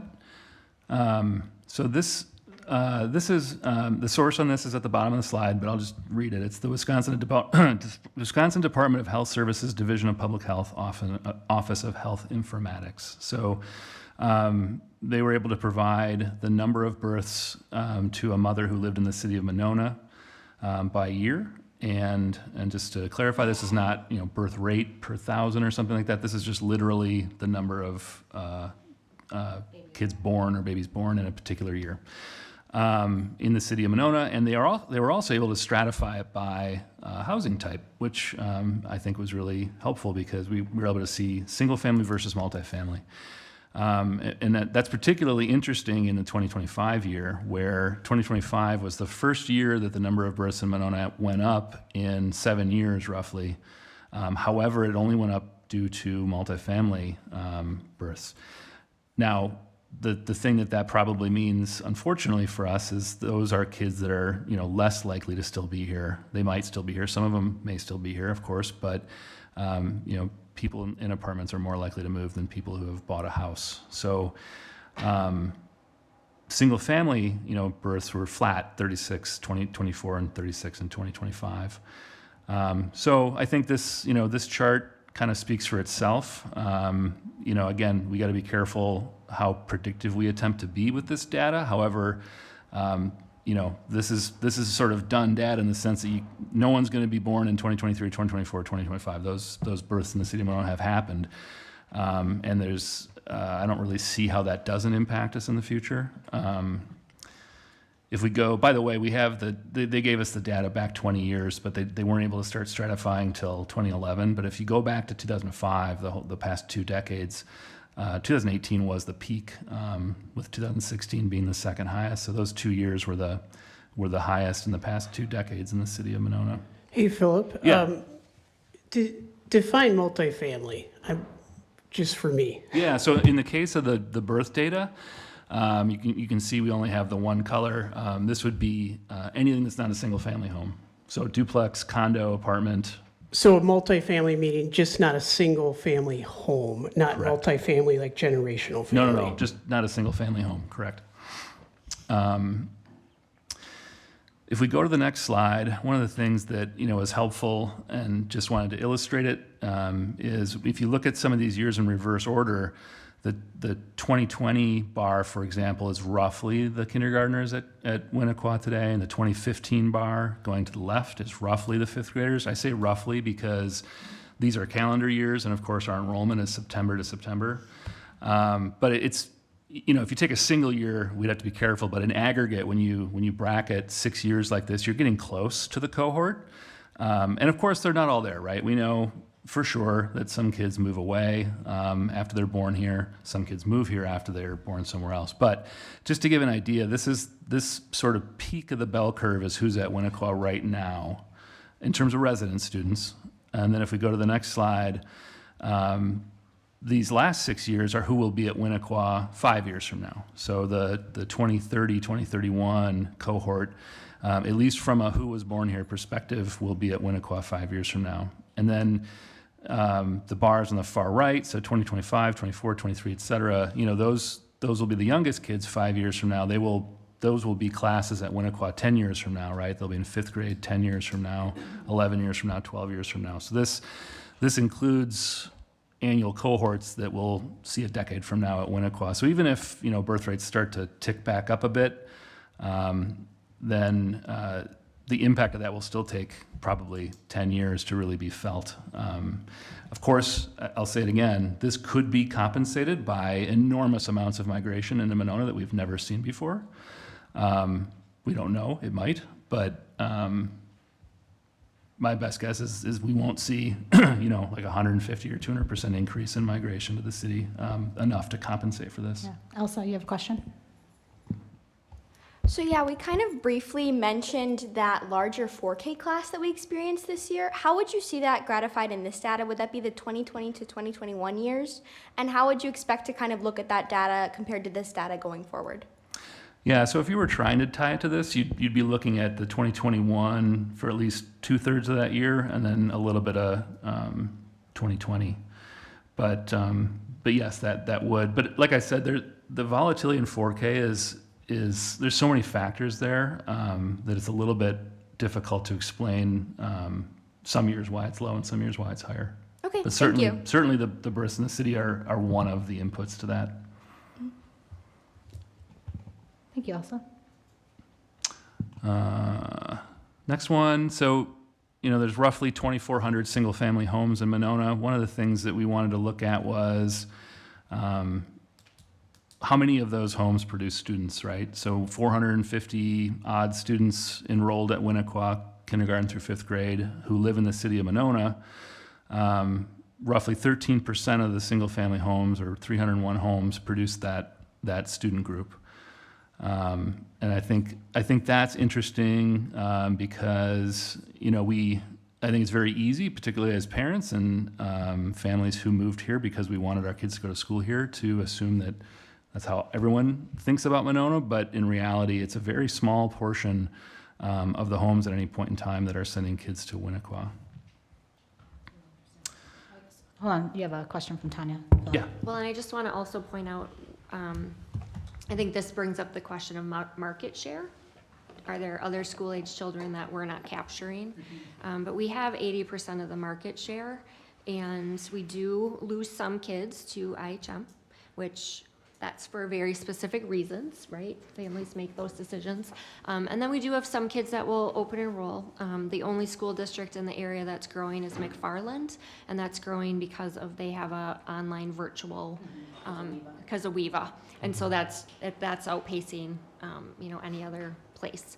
And so we do capture the majority of the market share. Last year we did a survey of where people were going if they weren't coming to us, and the timing of it was off because open enrollment wasn't done. They weren't offered their seats yet, so some of them didn't know if they were going to go or not. So we'll do it again this fall to find out, where are people going if they're not coming to us, and why, if we can. But 80% of the market share is average. Eric. What about one city? Do we have any number of kids go there? There's a couple in there. So when one city quit doing high school or wasn't going to be able to take, we had 2 kids that were our resident students that came to us last year. Another family was interested through open enrollment. So it's been pretty small. All right, last couple slides. Again, in the vein of trying to just kind of look everywhere for anything that might help us understand the community. We also looked at some house sale data, and I know we have at least one realtor in the room tonight, and so I want to just make clear this is not meant to be super high precision, but this is based on just MLS data. And you can see like overall downward trend. I don't think this is particularly surprising to anyone given interest rates and home prices and things like that. But my expectation is that, as home sales hopefully increase in Monona, that will produce more enrollment. And then the last chart just takes the same data from the previous chart and takes a look at if we trim off the really expensive homes, on one end of the bell chart, so they don't, skew things up, and just look at 3-bedroom houses that are under 2,500 square feet and sold for under $750,000 in any particular year. What's the average of that group of homes? And you can see in the past 10 years, roughly, it's gone up quite a bit from under 250,000 to 450,000 as an average. Which I'm sure has an impact on younger families with kids being able to move into Monona. So anyway, like I said, this has been a lot of work over the past few months between myself and administration, trying to get as much information together as we could, in response to a lot of the concerns coming from the community, and just trying to make sure as we think through a lot of these things that we have as much at our fingertips. And like I said, no one of these slides, says it all or predicts everything. But I think taken together, they certainly should give us better insight into our community as we think about what we should do. Yeah, thank you, Philip, for all of your work here, as well as Kristen and Tanya in putting together this information. I think it's really helpful as we think through our long-range planning, as well as sort of what the expectations historically have been and how we can then apply that to future expectations.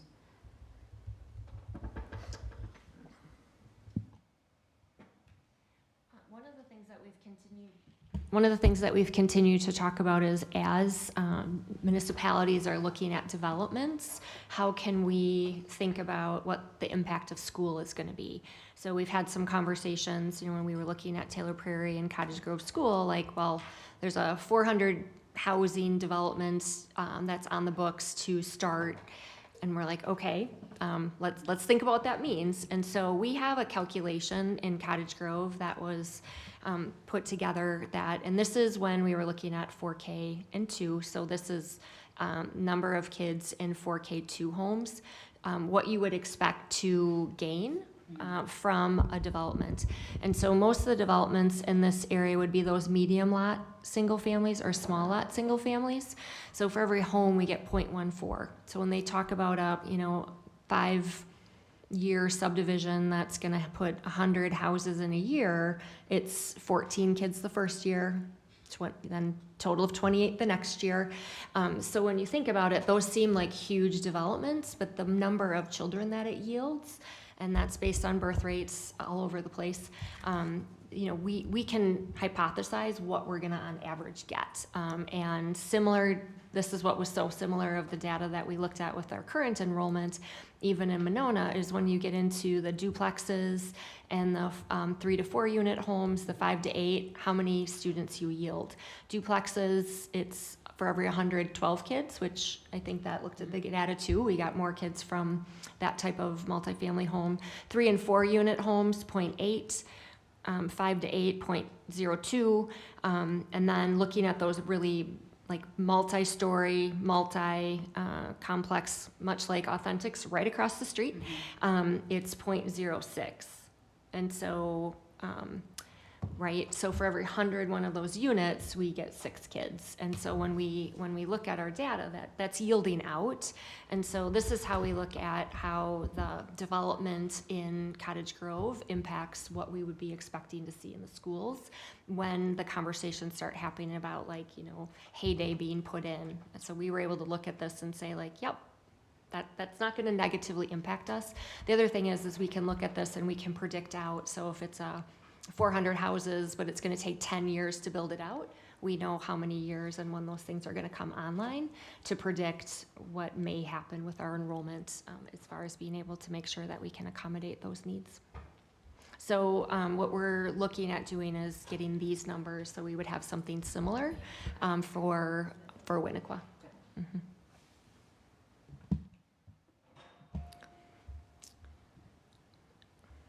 The next slide is just our overall enrollment as a district. So as Philip showed data that is not on a predictive model, this is on a predictive model. And so based on current enrollment and open enrollment and rolling up and some mathematical things that Kristen does, we do a 5-year projection. So it's always going to be based on the prior year, the current year, projection of next year, and then rolling up. So if you look at this, that open enrollment continues to have an impact. So in 24-25, we had 534 students that were open enrolled. As you just roll those over, from year to year as they start to graduate. In 2030-31, we'd have 276. What we didn't account for is a couple seats here and there that would be open. But again, when you're not looking at whole classrooms full of open enrollment, you're looking at a small amount of open enrollment. I think the other thing to note is if a family moves out of the district and goes on a tuition waiver because they want to keep their kid in the district, that following year, they can transition to automatic open enrollment. So that's not seats you approve, that just automatically happens. If a child is McKinney-Vento and homeless, and when they're here when that happens, if they get stabilized home and come off McKinney-Vento, they can stay here as open enrollment. So there's always those numbers that are going to be there, but as far as like the number of seats to open up. So if you look at this in 24-25, our resident enrollment was 3,125. 30 and 31, we look at our resident enrollment expected to be 3,162. So as we continue to have relatively flat enrollment and not as many open enrollment, you see that we stay pretty steady. And that is the whole district, right? That's looking at the east side and the west side put together. Taylor Prairie, this was the last 2 years. You can see what enrollment looked like. So in 24-25, they had 257. This year, 226. Cottage Grove, you can see too, like what their capacity was, where they were at, which obviously is what brought us to bringing them together. So as you look at this slide, this is what we expect to see next year and then rolling forward. And these numbers are pretty much, we get those in real time. So every 24 hours, we get an update on current registration for next year. And we watch that. And so we look at that, and then we look at a year ago on the exact same dates. How close were we to our projections? So we looked at Winnequa today, and at this time last year, to the first day of school, we gained 12 kids. And we're currently down 40. Yes. Yeah. Right, yes. Yep. So that's kind of how we look at these things. So if you look at Cottage Grove as their resident enrollment is set to gain 10 kids in the next 5 years. We also go from 50 open enrollment kids down to 0, which it probably won't be 0, but it will be in the single digits. So at that point, they would look at their total enrollment at 463. When we have the 4K in a building, we also then look at total occupancy at a time, because remember, again, that group's not all in the building at once. So enrollment would be 463, but occupancy, anybody, number of people in there at a time as students, if everybody showed up every day, be great, but then we'd be at 416.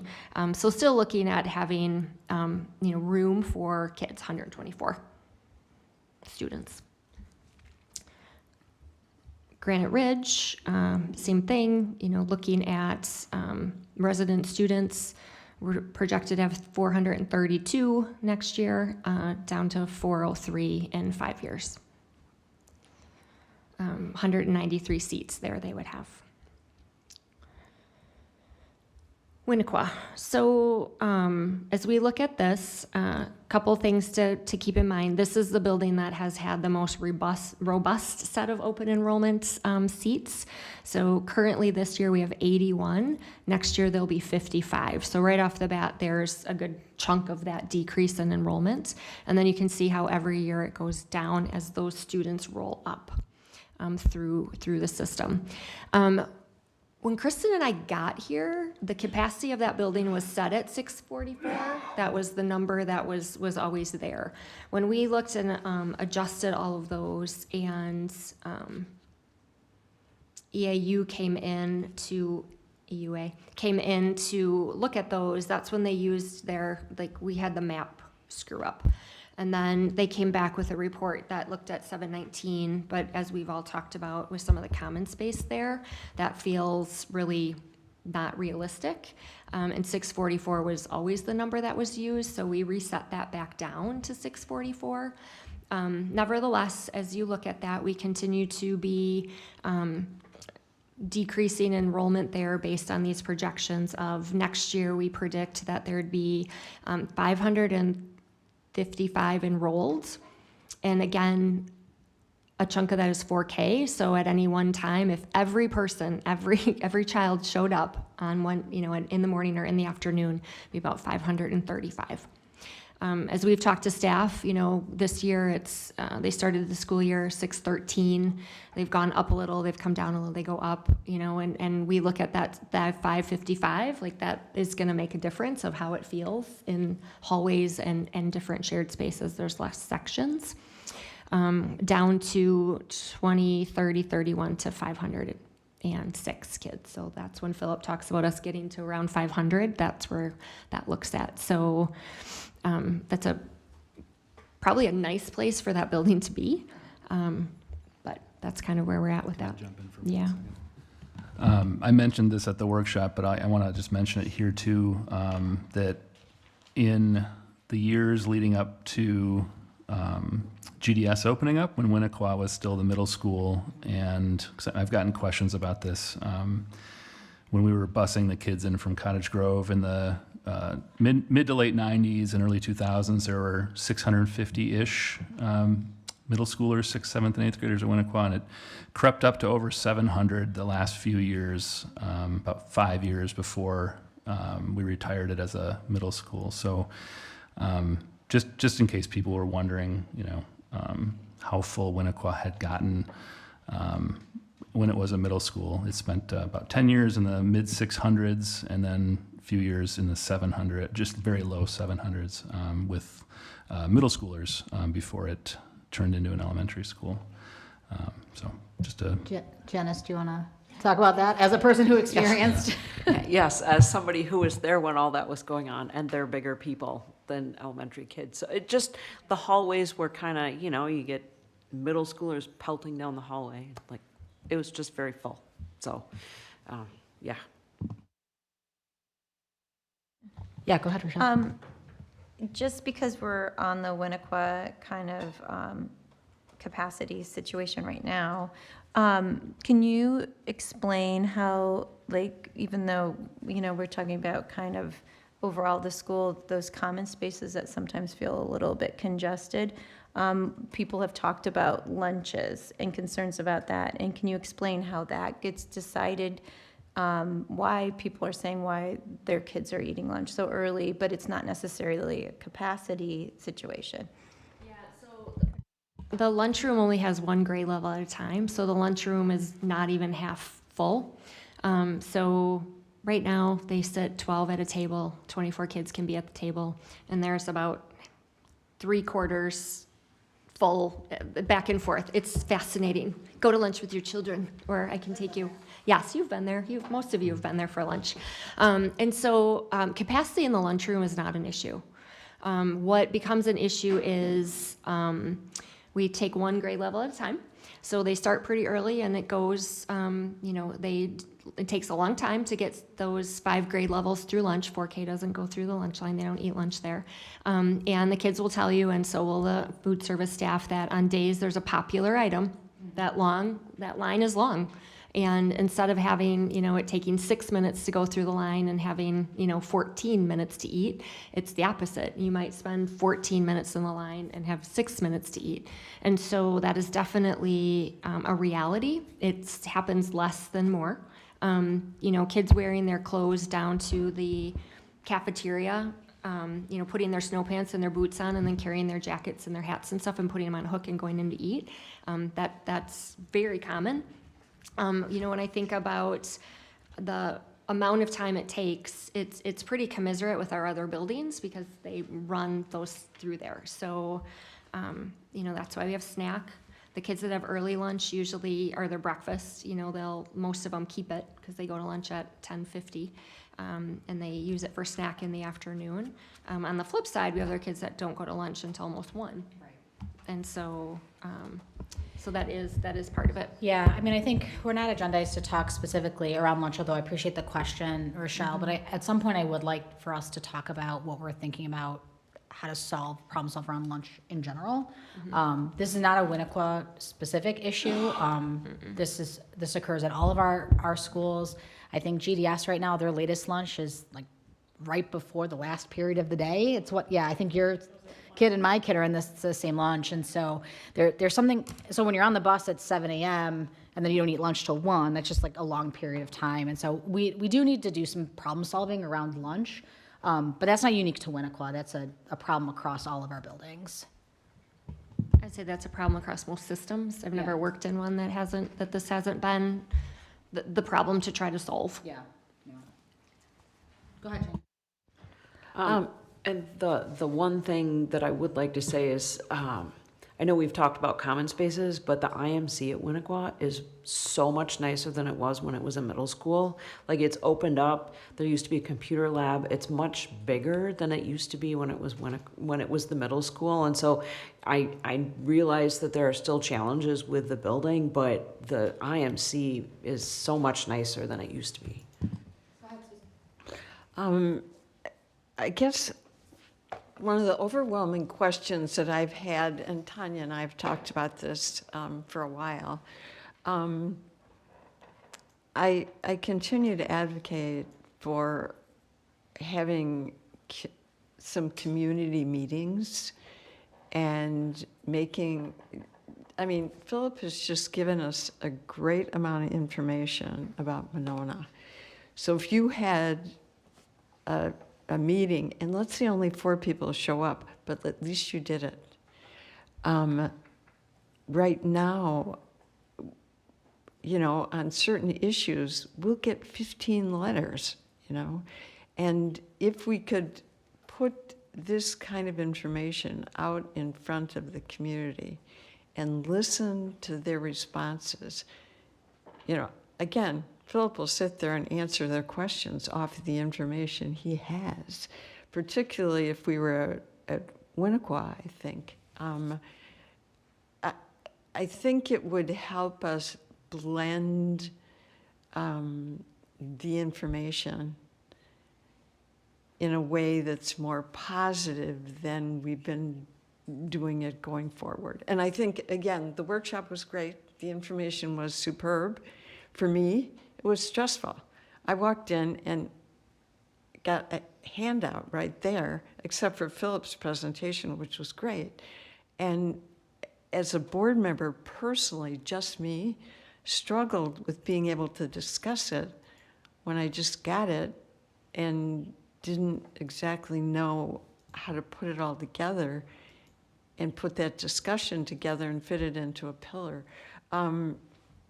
So, you know, I just think there are, in terms of communication, that would be something I'd like to see us continue to put into this process work. So for instance, tonight, we're basically getting the information, quite a bit of it, that we got at that workshop. And it's now being presented to the community, and it's available.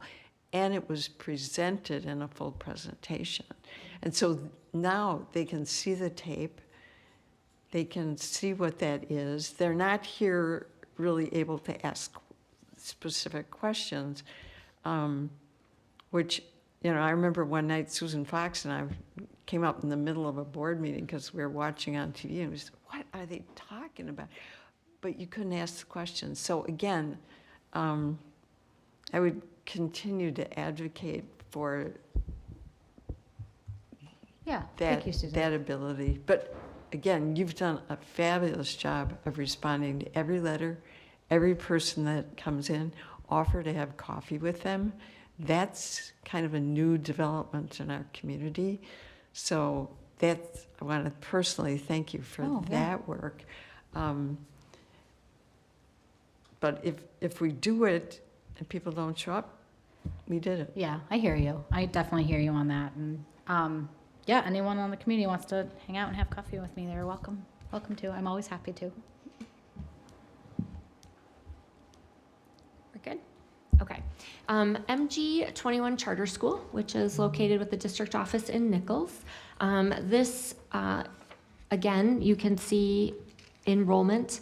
So their enrollment is not necessarily capped. There's kind of some what we'd like to see. So their numbers look a little bit different because right now the program is about, we get about 50% of the kids from the west side of the district from a Monona perspective, about 25% from kind of the east side of the district in Cottage Grove, and then a 25% open enrollment.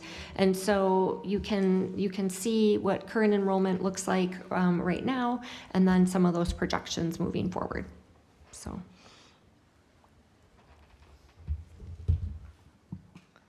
And then Great Glacial Drumlin, very similar. Now you got to remember over the next 5 years, they're going to get those big classes of 4th and 5th graders moving through there. So coming in. So you'll see that they are going to actually have an increase because they're going to, if their open enrollment stays where it is, because they're going to have those big groups move through. So they're going to, next year they'll have 100 students that are open enrolled. So that's what puts them at 800. And then in 2030, 31, 814. So they stay very steady. And then the high school, you can also see some big numbers of open enrollment also, but still relatively stable with our resident students. And next year looking at 992 resident students to 1,006 in 5 years, with our open enrollment going from 170 to 130. So that's the information that we have seen before or went through in the workshop. Much of it was just in the raw data and format, and all those materials that we looked at are uploaded into the board docs from that meeting, if anybody wants to look at them. But just bringing us back to kind of those pillars and opening up for discussion. Great, thank you so much. Thoughts? Yes, Philip. I have a few thoughts to kick us off on discussion. So overall, I think we've gotten a lot of data, both from the value of our properties or potential value of our properties. We've looked at enrollment. We've looked at all sorts of things. We've kind of been focused on this in various meetings here and there over the past 6 months, and I think that it's time for us to focus. And so my recommendation would be that we consider shelving everything except Maywood. And of course, not permanently. The board can decide to consider this stuff anytime it wants to, right? Any board in the future can consider it. But I think that, it'd be helpful for the board. I think it'd be helpful for administration, and I think it'd be helpful for the community to narrow our focus. And just based on, the information that I've seen, I don't see anything compelling enough that I'd be willing to sort of split our focus and continue down, multiple paths. So I think we should, put Nichols on the shelf, and let that be for now. I'm not saying we'll never come back to it, but I think for the moment, as far as like the next year goes, I just don't see it being a priority. And I think we need to focus on Maywood. And I think that that being said, it's clear that it has a lot of community value, municipal value, the programming that is currently run out of it. And I think that, we're kind of hearing from all inputs that it's if there's a buyer, it's likely the city. And that, is fortunate in that it aligns with the value that the community is currently seeing in that building. And so I think it's time to, shift gears, so to speak, and start focusing on what that might look like. We're not gonna figure this out in a month or 6 months even. And so I think it's time to start having those conversations. The community's going to be involved in that for sure, indirectly through the board and city government, but also in the future if we do have workshops and things like that. So I think that that's where I'd like to see our focus turn. The other thing that really has come out of this exercise for me is a concern around where our enrollment's going to head, because we have to remember that each resident student's worth around $14,000 in annual revenue to the district, and 35 students is like $500,000. 70 students is $1 million, right? So if we dip down even little bits, that's a fairly significant chunk out of next year's budget. So, when I think about Winnequa, one thing I want to acknowledge is it's certainly not a perfect school. I think there are legitimate improvements that could be made at Winnequa, but I think that being in a position to afford those improvements will take some very careful planning and thinking here. And as I look at, the births in Monona, I look at some of the data and the next, say, 10 years of enrollment coming through, I am concerned about, how we're going to fund certain things. And so I think we need to think very hard about, what are the things that we could do to incrementally improve Winnequa? What are the things we can get the most value out of that are able to be achieved, and then see if there's actual, paths to getting there. And so anyway, that is my overall take. I will leave that on the table for the rest of the board to continue discussing. Thank you, Philip. Other thoughts? Yeah, Rochelle. Oh, I'm sorry if I jumped in. I concur. I feel like having that we already have programming at Nichols schools, and we are utilizing those buildings for currently for our district. I think having that put on the shelf and not pursuing it at this time, I think is wise, because we can really let those folks feel comfortable as to they can continue what they have going on there and not have to worry about if they have to pick up and move. And also I agree with the seeing if we can have something happen with the city and Maywood. And I think that when I hear community folks talking about this is, we're doing this because of budgetary issues and it's just a quick fit, we could sell it and get money out of it. I think we need to remember that this building, it's not necessarily about selling it to gain $800,000. It's to prevent us having to invest millions of dollars into a building that we don't have programming in, other than a small amount of programming that could be moved to an existing building. Eric. I agree with Maywood. I do want to take a look at Maywood myself. I haven't walked through that building, so I'll send an email, Tanya, to you. But I need to see more of it and see the havoc. I just got to see the building. I don't think I've been in there for 10 years or something like that. So I agree with you, Philip, with that. I'm not so sure, though. Taylor Prairie is I don't know why we wouldn't consider that. I haven't heard a good reason. The reason I hear is because of the concern of the community, but that concern is the same concern that the community around Maywood has too. So I would like to explore that a little bit more, Taylor Prairie, in addition to Maywood. The MG21 and Nichols building, I don't think, I've heard enough concern with my constituents, and that is my neighborhood too, that I agree that should be, put on the table for a while. I don't think we need to consider that at this time. Looking in the future, it might be something we want to look at, but right now, I agree with you, Philip, that, definitely Maywood.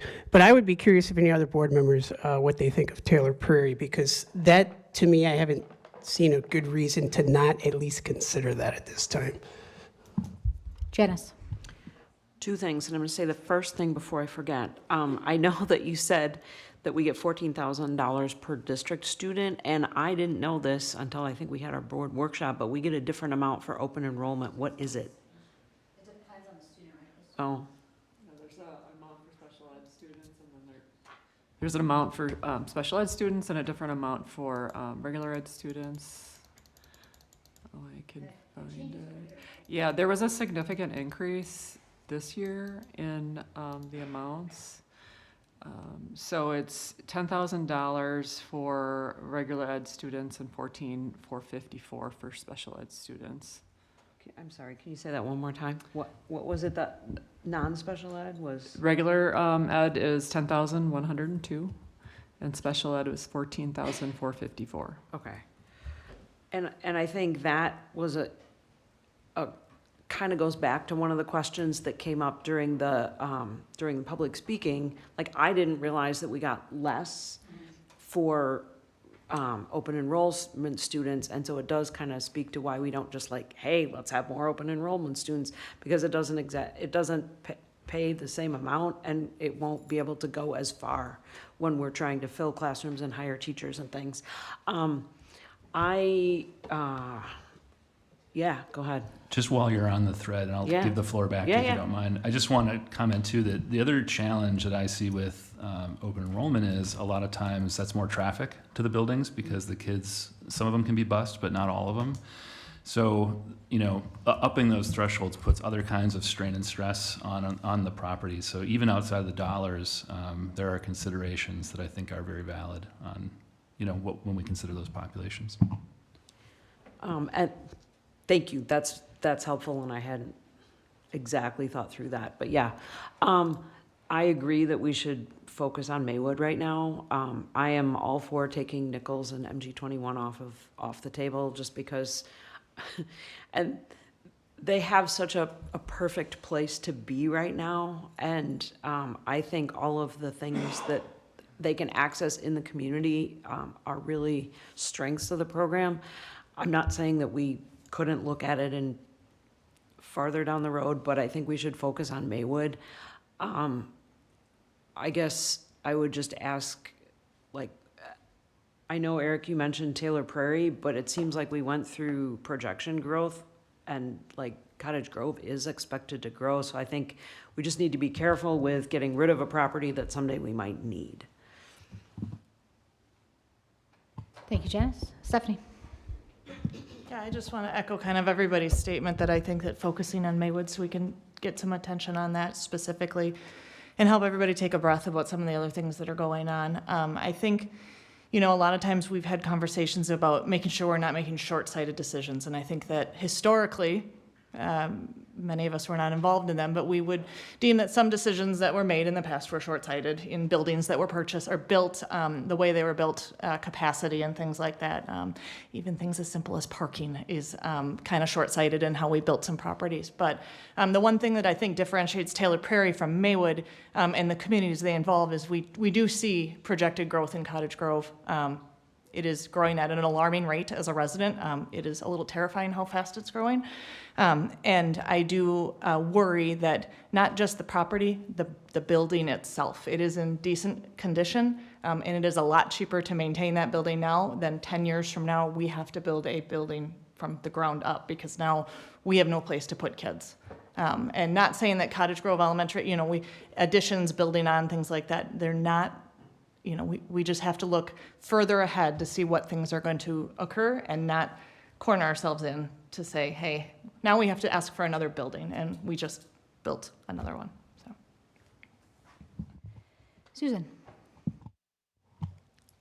I think this discussion is one of the best discussions we've ever had. It's the first time we've really gotten a feel for what people are thinking about and what information we still need. And the reason I would like to focus on Maywood is because I still feel like we don't have all the information we need. I would love to have the opportunity to be in Maywood to see how it's currently being used. If you drive by down Winnequa in the afternoon, that whole playground down below Winnequa is full. And so who's there and who's using it? And are there other ways? One of the things they taught us in mediation and negotiation was to sit down and look at all the things that are in front of you. Look at the positives and what's most important to keep.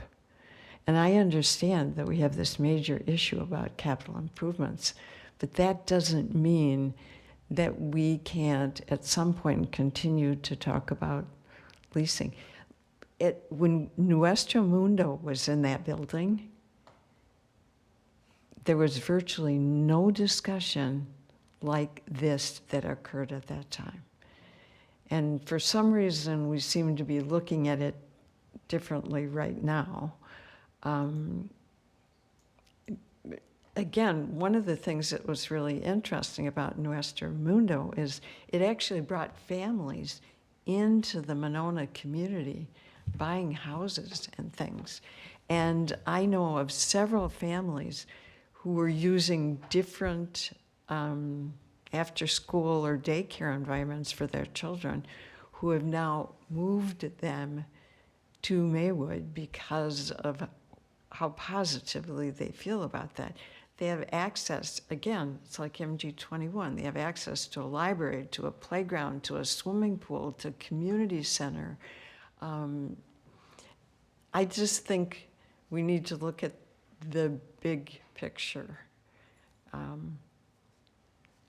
And that's a role that we have because we represent both communities.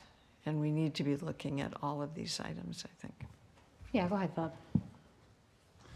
I agree with you, Eric, on Taylor Prairie, but on a different time horizon, I think. So I wanted to start by just commenting there that, you know, when I think about that school, we don't have an obvious buyer lined up. You know, there's no like Cottage Grove City programming in it, et cetera. So that's why I feel like there's nothing for us to do there, even if we really wanted to sell it right now. There's not a lot of action to take there. So I think I do agree with you though that of our facilities, it's the natural one to kind of keep on the shelf closest to the desk, so to speak, as we watch growth in Cottage Grove and just feel things out. You know, another lens that I think about this through as a Monona resident and you know, somebody who utilizes the services that the city provides at Maywood is how best to protect Maywood for the Monona community and ensure that it's still available and that property can remain public facing and student facing. You know, because there's a real risk that the district, even if we wanted to, would not simply not be able to maintain that building. And my concern is that we have an opportunity to work with the city, you know, to turn it into a wholly owned Monona asset, so that it can continue to provide the summer program and the after school and the wrap care and stuff and other things. You know, there's been I've heard, you know, rumors that there's senior center activities that might go there someday, et cetera. So, you know, that's one of the things that I think about is, you know, we have an entire district to run. We have lots of buildings. We have things that we're going to have to prioritize, and we know we're going to have a budget shortfall coming up within the next couple of years that we're going to have to plan around and prioritize around. And I think we have this opportunity to potentially put Maywood into a position from a municipal perspective where it can actually continue to provide the value that it currently provides to the community. Go ahead, Rochelle. Okay, I also wanted to kind of circle around to the fact that we can consider renegotiating with the city with the lease right now in Maywood. And so I like the fact that it gives us a lot of time to really, since if we can have some direction, know what our options are next if we were to pursue working with the city and either renegotiating or possibly doing some type of agreement with them. And I'd also like to see maybe if we could have something happen with the city of Cottage Grove or the community of Cottage Grove with Taylor Prairie, if we could maybe see about them renting our building for the short term. So having some programming in there that would benefit the community. I have a few thoughts. So I think, you know, Susan, you asked a really good question about like why now and not why when, you know, Master Mundo is in there or whatever else. And I think part of what we have been dealing with here, and I'll scoot up before Will comes in and moves it manually on me, Will, is a process problem, right? Because 16 years of an unoccupied building or not a district occupied building without board review is a governance problem. And so I think we have to deal with what's in front of us, but my hope here is kind of whatever this next thing is, and I'm completely on board with this idea of staying focused on Maywood and sort of thinking through and tabling the other pieces for now. But what we really need to develop out of this is what does a regular property portfolio review look like and what is the cadence for that? Even if it's buildings that we're using regularly, right? The high school comes up constantly in conversation about when are you going to have to build a new high school? When are you going to build a new high school and where is that going to be, right? There's community anxiety about that. So I think if we can set up future boards for, hey, every 3 years or as part of strategic planning or whatever that looks like, part of that process is property portfolio review, then we can say, you know what, we're not using this building, but Nuestro Mundo is in it. It's giving our kids a benefit because we, at the time, before DPI said we weren't allowed to do it, we were giving seats there, right? Before DPI said that wasn't legal, right? So, but at least we're having that discussion and there's an intentionality to it. And I think the challenge is that when we don't do things with intentionality, we run the risk of sort of just staying status quo until you get to a place, which I think is where we are right now, where we're really at like this inflection point of we have to do something with this building, but because we haven't discussed it in a regular cadence, it feels unexpected, it feels surprising, it feels targeted. So I think for me, that's my point of view around this, is that at the end of the day, we need processes for future boards so that this becomes a regular part of our governance processes, so that the community is like, yep, this is when we review property portfolios, and this is the conversation we're having. So I think that is honestly, Susan, I think that's the main difference. I think it's a governance difference. It's not a functional or practical difference. I think it's truly a governance one. I think Taylor Prairie, I agree with you, Eric. And again, this goes back to what I said around processes, because if I can look at the fact that we've had Maywood sort of offline or quasi-offline from a district perspective for 16 years, well, Taylor Prairie isn't technically off-boarded yet, right? Like we have kids coming in there for the next month, and they won't be come fall. And so what does it look like, again, to have a regular process where we say, hey, we're keeping our eye on this. We're keeping our eye on enrollment. We're keeping our eye on whether the village, which I've said in, I think, every board meeting for the last 6 board meetings now, right? No, we have no village rep here today. But this idea of like, Cottage Grove really, I think, in my opinion, could benefit from a community space and some services that are similar to what Monona Parks and Rec provides to our Monona students. So is there a play there? The answer may be yes. The answer may be no. But we need to be able to set ourselves up to consistently review that on a regular basis. So I 100% agree with you there, Eric. I think for me, for Maywood, the best case scenario is that we come to a mutually desirable agreement with the city of Monona. I think at the end of the day, your points are really important, Eric, around this is a Monona asset that Monona families and Monona kids use, and I think that's wonderful and great. And how do we support retaining that so it's entirely within the purview of Monona? Because right now, it's not completely owned by Monona. It's owned by Monona, it's owned by Cottage Grove, it's owned by state dollars, it's owned by federal dollars, right? It's not a Monona-specific asset, it's a school district asset. So to me, what I would love to see us do is to sit down with the council and the mayor and say, hey, we have a mutual interest here in serving students and youth and families in Monona.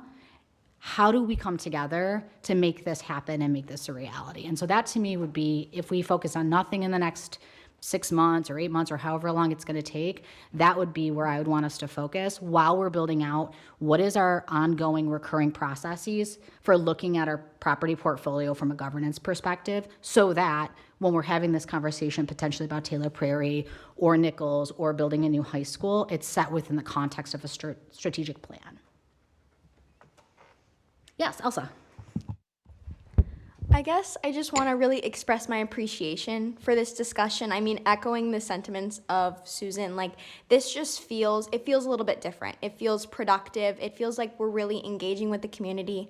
And from the perspective of someone like the student representative position, I think has been important to develop across these past few years that it's been integrated. Not only do I get to write those beautiful reports that you get to hear every single meeting, I know we all love them, but just being engaged and an active member has taught me so much. And it's really been able to feel where my fellow peers are at regarding these decisions, because the students aren't isolated from these decisions. We do hear what's going on in the news from our families, from our friends. And so I think just having these productive discussions that take the time to understand where students are at and where we're coming from representing all the different buildings. I mean, Maywood is not just a property for Monona, it's a property for the district.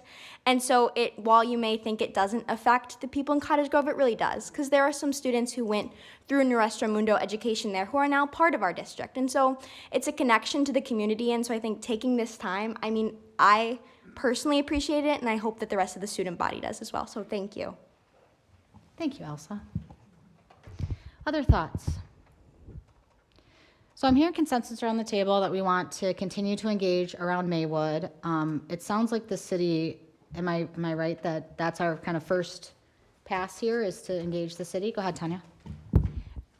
So at EDGE is the Chamber of Commerce kind of collaborative for the east side of Madison, which is Monona, and it was publicly said last week when we had the meeting. So the mayor gave it, well, the county exec gave an update, the mayor of Monona gave an update, I gave an update. And Nancy went right before me, and she did address the fact that the city is very interested in trying to come to a win-win. And I think one of the things that, they want to have the conversation of is, they're investing over $300,000 into renting that space. Right. And so what does that look like towards, taking possession of that space? So they're on board for looking for a win-win to try to come to the table. And so I think at this point, they're waiting for this board to get to a place where they want to decide if they want to do that also. So, yeah, Susan. The other thing I think that I spoke to earlier about getting community feedback and having meetings with the community, I think that's critically important. I think it's important to have these conversations. And I think there is a very distinct feel that there have been good discussions with the mayor of Monona, but we haven't heard about those. And as a board member, I represent this community. I have to know that that's occurring. This is the first time I've really heard it out loud. I mean, it's important for us to know as we move forward and we focus to know what administration is doing and the steps that they're taking and the responses they're getting back as we move forward, because we have to be a team here and we have to have a strategic plan. And that's the other thing that I think impedes us right now, is that we haven't sat down until right now and started to develop strategically a plan for where we want to go. And I think there are a couple of things. I think part of that is, and I think you alluded to this earlier, Tanya, right? That's the nature of a politically elected governance board, right? That we can't have any of these collective conversations together. So this is really the first opportunity. Well, workshop was the first opportunity. This is the second opportunity for us to have this conversation. I think we have not engaged as a board officially with the city or the mayor of Monona, right? That was at EDGE, where she's at. Yeah, that was just in her community update that we give quarterly. I think my hope for well, that was EDGE, that was a meeting, but I know that those meetings have occurred in other times in other places that I haven't heard about because I have heard about them. And I'm saying, let's all stay together and communicate about things we're doing. So for instance, if somebody calls me and asks me a very specific question about what the board is doing, I refer them to you and to Tanya. That is, I cannot speak for the board, I can only speak for myself. Right. And I work at not even doing that until we've had this kind of discussion and the community can see where we're as individuals thinking and coming together. Yeah. So I appreciate that we're working toward that. Yeah, it's just the process is a little laborsome. Go ahead, Stephanie. I like that statement. I'm going to change the topic just a tiny bit. Back to talking with the city, kind of echoing a bit what Rochelle was saying, and that I guess I don't think my goal is to make tons of money off of the sale of this property. Like, we know it's not worth a lot. And so really it is reducing the liability, the capital improvement liability that we'd be holding on to. But I would be interested in also maybe seeing if the city would consider some type of land swap, right? They have property right next to Winnequa that allows Winnequa to have more land for future utilization if necessary, and kind of seeing what that potential discussion could involve if that was part of the conversation. So. Well, I just think procedurally we might want to just bring this to the next board meeting for an action item to vote on, taking the next step before we start talking about negotiating, how we're going to negotiate it. So, but procedurally, we should do that. I mean, the discussion is great, right? Like everybody has said, and it's important to have that, but there's the discussion of what we want to do as a board, and then there's actually moving to the next phase, which is kind of what you were alluding to, which is the negotiation piece. So. Right, exactly. No, I think that's a good point, Eric. Other thoughts? Great. Any additional questions or feedback that you have, Tanya or Kristen, as you move out of this meeting into our next agenda planning? Great. Okay, good discussion, everybody. All right, moving on to, discussion item 2, the 2026-2027 preliminary budget. This agenda item was discussed at the April F&O committee meeting and recommended to move forward to the board for discussion tonight. There are 2 documents attached to this agenda. One is the budget packet itself that goes into a little bit more detail on the budget, and then there's also the presentation that I'll be reviewing tonight. In terms of the agenda, what we'll be reviewing is we'll get into a little bit of the timeline, the estimates that were used to develop the 26-27 budget, some background on Wisconsin school district budget basics, and then I'll get into the actual numbers of the preliminary budget overview, give some estimates regarding tax levy and mill rate, but it's very, very early for that, and get into the next steps. So the budget process is a full year long. We start that process in November with the enrollment forecast. It's a big part of what drives our revenue. We do that roadmap in December to take a look at what our forecast looks like, and then the building of the preliminary budget really happens between January and February and March, culminating in March when the board approved the staffing plan, as staffing is about 75% of our budgets. And then we're here today, May, and we'll act on it hopefully in June to talk about the preliminary budget approval. Our fiscal year does start on July 1st. We have an annual meeting in September that will really be the preliminary budget information all over again. It's statutorily required, a little different format, but still the same numbers at the annual meeting because we don't have all the final information that we need to set our final budget until October. The estimates that we used for the 26-27 preliminary budget, we do know there's $325 per pupil. That's in the state budget, so that is confirmed. What we don't know is our enrollment. So we are using projected enrollment to determine what that revenue limit revenue will be. We're tracking behind where we were last year. We're currently 141 students behind, under what we projected. Last year at this time, we're under by 33 students. We did gain 54 students from this time last year to the start of school, but that gives us a swing of about 100 students that we could be off, which would be about a $500,000 impact in less revenue. We do have flat categorical aid, $742 per pupil. Special education aid is currently, yeah. Well, let's hold our cheer until tomorrow, okay? So hot off the press, the governor did announce that there was a deal to be made about special education aid reimbursement, specifically. Per the state budget, it's supposed to be 42% this year, but it's a sum sufficient amount, meaning that it's a bucket of money, and once it's dispersed, it's gone, and so it was tracking at about 35% this year. But with the influx of new dollars, the hope is to get up to 42.7% for this year, which would be about $200,000 more than we budgeted. And then in next year, 50% of the expenditures reimbursed, which would be about $1 million for the district. So that's a significant, obviously, amount of revenue, but there's a lot of things happening. I just talked about enrollment. That could be a $500,000 negative, $1 million positive. We have a lot of things that happen over the summer. So the budget really is in flux as we speak. So more to come, obviously, on that.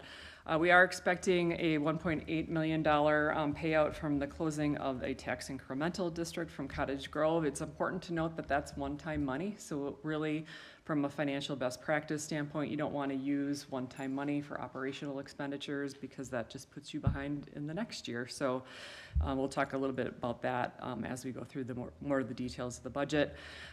We are using $350,000 of our Fund 38 fund balance in order to open up more funds for Fund 10.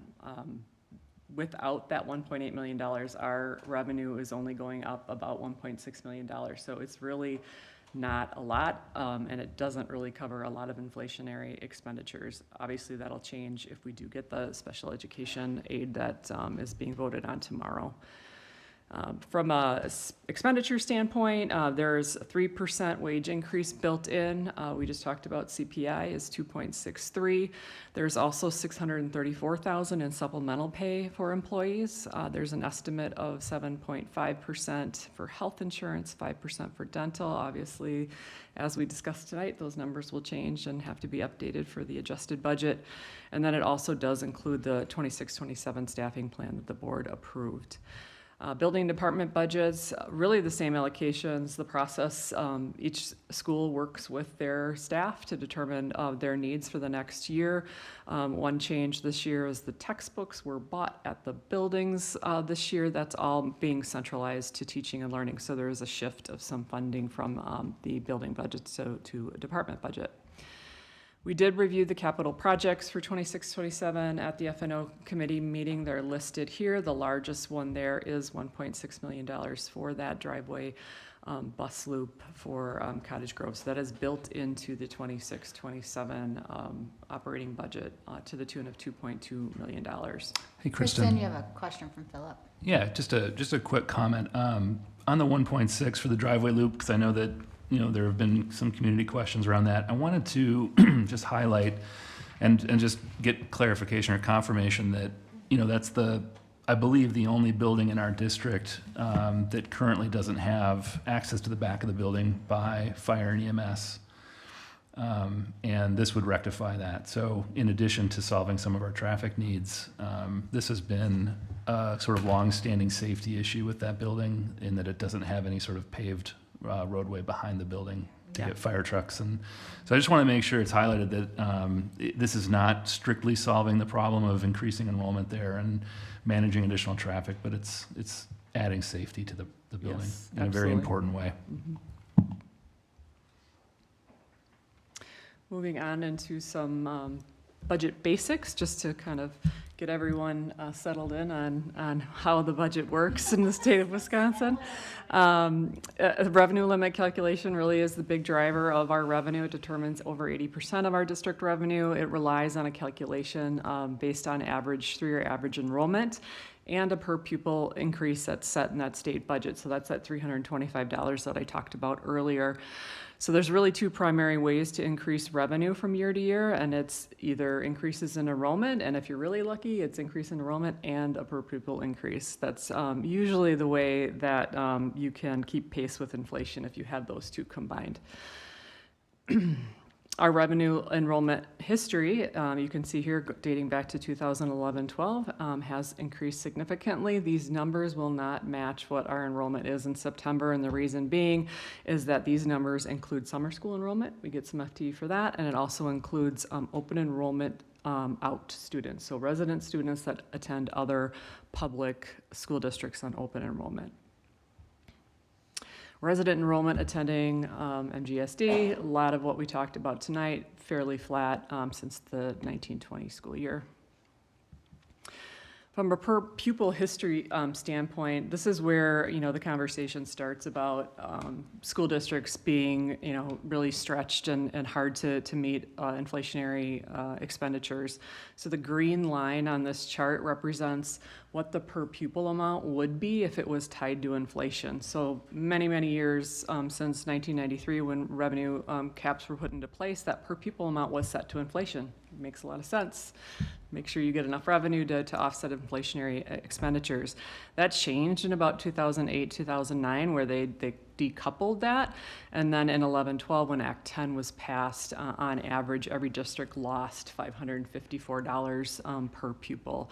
And since that time, as you can see on the chart, we haven't even got up to the place where we need to be to get to inflation, which would equate to about $14.2 million more that we'd have in revenue had our per pupil amount been tied to inflation. So you can see it's been a significant impact on our district, significant impact on all of Wisconsin public school districts. The revenue limit, like I said, was started in 1993, and it used the per pupil amount that the districts had at that time. So every district's per pupil amount is different, and it's because it was set back in 1993. So if you had a district that was very conservative and held costs down, they're sort of at a disadvantage compared to other districts. Our per pupil amount was $6,800 in 93-94 and $14,354 for 25-26. After that $14,000, we added our $6.2 million recurring referendum, which is why our per pupil amount jumped to $16,000 for the 26-27 year. Had we not had that recurring referendum, we'd be having a lot more conversations about a more serious, even more serious financial situation. So thankfully, the community did support the district in that request. Again, if that per pupil amount was set to inflation, we'd have $14.2 million more annually in revenue. How are school districts funded? Accommodation, property taxes, and state aid. When the state talks about the state budget and giving more aid to schools, it is not more money, it is property tax relief. So you really want to focus on that per pupil amount. That is more money. And special ed reimbursement is more money to the district.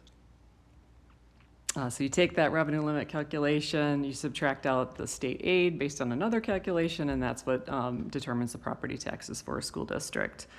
The state aid formula really tries to shift funds to districts as needed, and it's based on a formula of property value per student, which includes also a look at cost of per student and enrollment. So the general, the gist of what they're trying to do is to have students with lower property value per student receive more state aid, and those with higher property value per student receive less state aid. Not a perfect formula. Obviously, there's some tourist towns that have very high property value per student, but their residents, those residents may not have a lot of wealth, and so not a perfect formula, but it is what we have right now to disperse state aid. The average property value per student, just over $1 million, 25-26, we were just below that. Our aid to cost ratio is 38%, meaning that state aid pays for 38% of our expenditures. This is estimated to decrease to 36% for next year, with the equalized value per student to $1.1 million, and then which is higher than state aid, which is why you see the estimated decrease. But it is based on a 5% increase in overall equalized value estimate that is being used. So a $251,000 increase to state aid from this year to next year. The next slide shows our history of state aid. So we had that peak in 24-25, decline this year, and a little bit of an increase for 26-27. The district has 10 funds. This slide shows 9, but Philip reminded me that we just added Fund 46 this year, and I didn't have that on my slide. The majority of our operational budget comes from Fund 10 and Fund 27, so that's what I'll focus on tonight. From a revenue perspective, we are projecting revenues to increase 6%. That's largely based on that $1.8 million from the village, and that is shown under local sources. You see that 10% increase. That is where those dollars are placed in the budget. The chart that follows shows a breakdown by source. You'll see local sources at almost 49%, state sources 42.7. The reason that doesn't match that 38% number is because there are other state sources such as transportation, library aid, some other aid that we get from the state. From an expenditure by object, so the where, this is the breakdown of that. Our total budget anticipated to increase 2.8%, 3% salary, 6% benefits, and then some shifting between the different areas based on budget needs and adjustments, as I talked about earlier. Another chart outlines the where, and so you'll see total salary and benefits making up the biggest chunk of that. That shows 64% because we still have that transfer to special ed in there, and that's, so we take 10.2% of our Fund 10 budget to fund special education. And so again, once that, if that reimbursement increases, that will decrease the amount that we have to transfer to special ed, which frees up that Fund 10 money. So really, if you net that out, our total salary and benefits are more like 75% of our budget. Fund 10 expenditures by area. This kind of gives you the big buckets of where we spend, sort of not based on accounting nomenclature, but just kind of the big areas. And you see again, salary and benefits are a big chunk of that. We have our school budgets at just under $2 million, department budgets $8.7 million. We show now our set aside for capital projects each year, and the hope would be to maintain that so we can keep up with our 10-year plan and have a funding strategy at least for a portion of that. We see utilities, an estimated increase of 5%. Our people transportation is estimated to increase 3%. Some retirement benefit reduction from our Tier 1 retirees that get health insurance that are falling off the plan. And then we have that special education transfer. So again, a 2.8% increase. Remind me, Kristen, the school budget negative 6% changes primarily the adjustment and who's buying curriculum material? Yeah. Okay. And another chart to show the breakdown by area of that. Again, salary and benefits making up the biggest portion of that. From a fund balance perspective, the recommendation from administration is to use that $1.8 million in one-time money to replenish some of our fund balance. So you see, if we are able to do that, we could increase our fund balance to $10.2 million or 15.9%. I do have that operational loan still listed in there, and it's important to do that because that's what the rating agencies are looking at when they rate us for our financial health. And that is the reason that Moody's downgraded us by 2 this year, is because our fund balance at 2.3% is critically low. And so this would be a part of that goal to build our fund balance after that operational loan to at least that 15% minimum in our policy, if not higher. You know, when we talk about wanting to build a resilient fund balance to be able to offset emergencies that might happen throughout the year. So that's, another conversation for, yeah. As we go forward, would it make sense to start showing the operational loan in terms of principal remaining or total remaining as opposed to the full 7 million as we get to like next year, year after that? Yeah, that's a as good opposed point. to just so we can kind of, because eventually we're going to pay it back, and Yeah. at that point the full 7 million would be. I think right now we're just paying interest. I realize it's not. Yeah, I realize at this moment it's Yeah. probably not that big a difference, but just something to keep in mind as we go into future years. Okay. Yeah, absolutely. So if we get it up to the 5% in the like down in the bottom right corner, Yes. like, is that something that then next year the Moody's would be looking at that going, oh, that's better?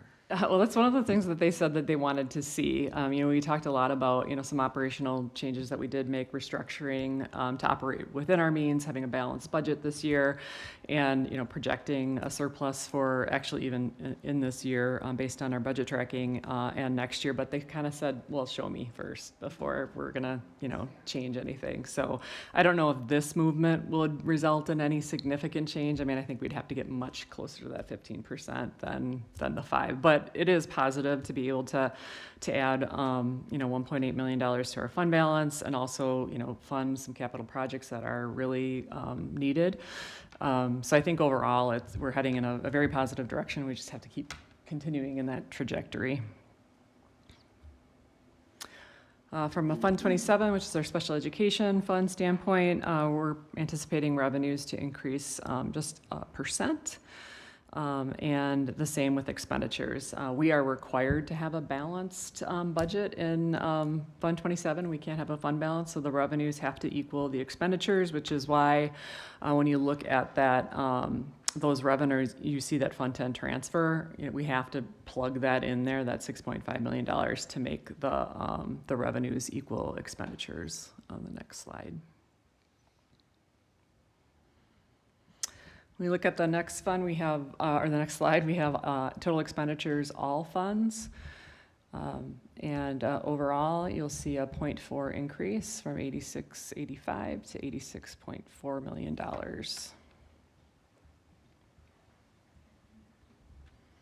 Tax levy, much more reasonable increase this year than last. Again, it's really, really early, a lot of unknowns, but we're projecting an increase in overall levy of 1.6%. And this, so the decrease in the non-referendum debt is due to that $350,000 that we're using from fund balance rather than levying. And the community service levy increase is due to filling a head lifeguard position that was open for many years. From a tax rate perspective, we're estimating a 5% increase in equalized value, and if that happens, our mill rate is projected to decrease by 3%, so from $10.15 to $9.83. Obviously, individual property taxes vary based on your municipality, based on your assessment. A lot of things can happen, but from an equalized value, our mill rate is $9.83. And the next slide shows our mill rate history, trending in a positive manner downward since the fall of 2012. As far as next steps, July 1st, we get our state aid estimate. That is based on basically all the districts update their budgets during the year, and so they determine if everybody in the state met their exact budget, this is what aid would look like, and obviously budget, the budget to actual changes. So it just gives you an estimate, but really won't have that final state aid dollar amount until October 15th. Over the summer, a lot of things, new hires, we got to finalize our property casualty, we just finalized our dental, so there's a lot of things that will happen over the summer to update the adjusted budget. We have that annual meeting in September, which again is the same as the preliminary budget. Key date is the third Friday count for our enrollment. That'll really solidify what our revenues will look like. And then in October, we have our equalized value finalized, our state aid certified, and then our final budget approved. And that's all I have. Thank you. Questions for Kristen at all? Philip? So the vote tomorrow, as I understand it, there's two things that would matter to us. There's the additional potential aid for special ed that would hit Fund 27 and reduce transfer from Fund 10 potentially. And then, if I read it right, there would be maybe around $1 million of property tax relief for our district, just kind of multiplying enrollment by the dollar amount that was listed. Is that accurate? Yeah, okay. About $1.2 million. 1.2 million, okay. And a big fat check for you too. Yeah, right. I wish. So I asked you this, I think, in F&O, but I'll ask it here too. How are you feeling about this budget as we sit here today? Well, thinking back to that first month on the job when I asked myself, what have I gotten myself into to today? I feel much better. Yeah. Obviously, there's a lot of work to be done. We need to build that fund balance up. We have, a large amount of liabilities for our capital projects in place, but I think we at least have a strategic direction. We're heading in the right direction. We've made huge strides. We had our first balanced budget this year after a $6 million deficit, which is amazing, amazing turnaround. So I feel very optimistic about this budget in the future. As do I. And we met our staff salary goals on top of it. Yeah, that's what I was going to close with, was just to say how impressed I am that we're able to put a budget like this together, and we're meeting the 75th percentile this year. It's truly something I didn't think we would get to this year. So just hats off on all the hard work. This is a ton of work to put together, and there's so many moving parts, and I'm just really, really pleased with what we're able to get done this coming year. Tanya. I just wanted to say, as we get really excited about the reimbursement for special education, we were supposed to get 42 and 45 in this year's biannual budget, and they didn't meet that. And so this budget bill that they're putting forward to address that it's a step in the right direction. And obviously the property tax relief is a step in the right direction, but it by no means fixes what Kristen showed between the inflationary rate and the pre-approval rate. And I think you'll see that many of our legislators in the area are opposed to the bill. Not that it's not a step in the right direction, but it's not, they want more, it's not gonna fix the problems. It's kind of an infusion, and not knowing if the special education aid will stick or if it will drop back down again. And so it comes at us with a little bit of like, yes, please, and also you still have to fix what's broke. Yeah. So. Yeah, and just to clarify, the 1.2 million in property tax relief is not additional money in our budget. Right. That just offsets the amount taxpayers have to kick in through property taxes. So just to clarify, we're not getting more money when we talk about that. Janice. And I'd just like to say, Kristen, thank you again for giving such a good primer on how funding of public schools works. Because hopefully people have made it to this point in the meeting, because I think it's something that people need to understand. And hopefully somebody will be watching this and going, oh, I didn't know that. So thank you for making that so clear. I'll just say it again, if I understand it, that means you're doing a really good job. Because finances are not my thing. So thank you for doing that, and especially the line that Tanya talked about, which the green line, like if we had just gotten cost of living increases where we would be versus where we are. Anything else? All right, thank you, Kristen, great work. All right, moving on to informational items. TLE, Rochelle. I am just going to be really quick and say that we are looking for community members to submit applications if they'd like to be on the TLE committee. We have 2 positions for community members, and they can find the applications on the website, and they are can be submitted up until the 22nd. Thank you. F&O. All right, this will be my final F&O update. So for those who aren't aware, Stephanie will be the new F&O chair going forward. But at our last meeting, we talked about the stuff that we've already covered in the board meeting, so no additional updates there. I'll just highlight that, as with Rochelle's committee, we also are seeking 2 new community volunteers. I believe applications are open and being received, so if people have interest, please submit. Great. And I know that they also went out through the school newsletters too, so thank you for doing that. Janice, you have personnel and then policy and legislative. Thank you. So starting with Personnel Committee, obviously we already went through the meetings with the certified staff, which went really well. We have met both with the other MGEA groups, the Building and Grounds and the Paras Administrative Assistants. We've met with each group once or twice, and we have meetings coming up this week and next week with both of those groups. So hopefully can be wrapping things up before the June board meeting. And then Policy and Legislative Engagement Committee, we met and went through at least some, we're working our way through a whole bunch of Neola things. So more to come after our next meeting. Godspeed to the Policy and Leg Committee. All right, Monona Grove Education Foundation, Susan. This is always a challenge. I have minutes from about half of the meeting. Their meetings start at 4 o'clock on Tuesday, and to get out to our meeting at 6, it was only about halfway through the meeting. So I will bring the rest of the meeting information to next month. But basically, they're doing some really great things. They've not only reviewed all their committees, they reviewed their missions and updated their mission statement. They've updated and clarified their grant policy, and they're recruiting new board members. So if people are interested, please contact Carrie Robbins.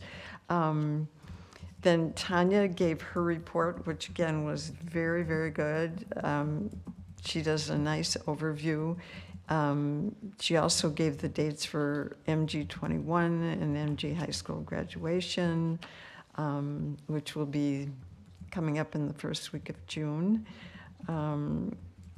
They started a report on the summary of the grants and their expenses. And that's about when it was time to leave to come to this meeting.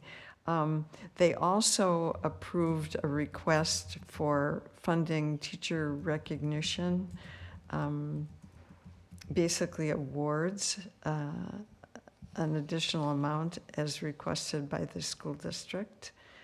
And they are seeking feedback from grant recipients who have received grants and how that has helped them in their educational process. And they did, this was in the materials toward the end of the meeting, but I wasn't there. In scholarships, they've awarded $29,000 to 24 recipients. And senior recognition night is Wednesday, May 20th at 6:30, and you can see some of those scholarships being awarded.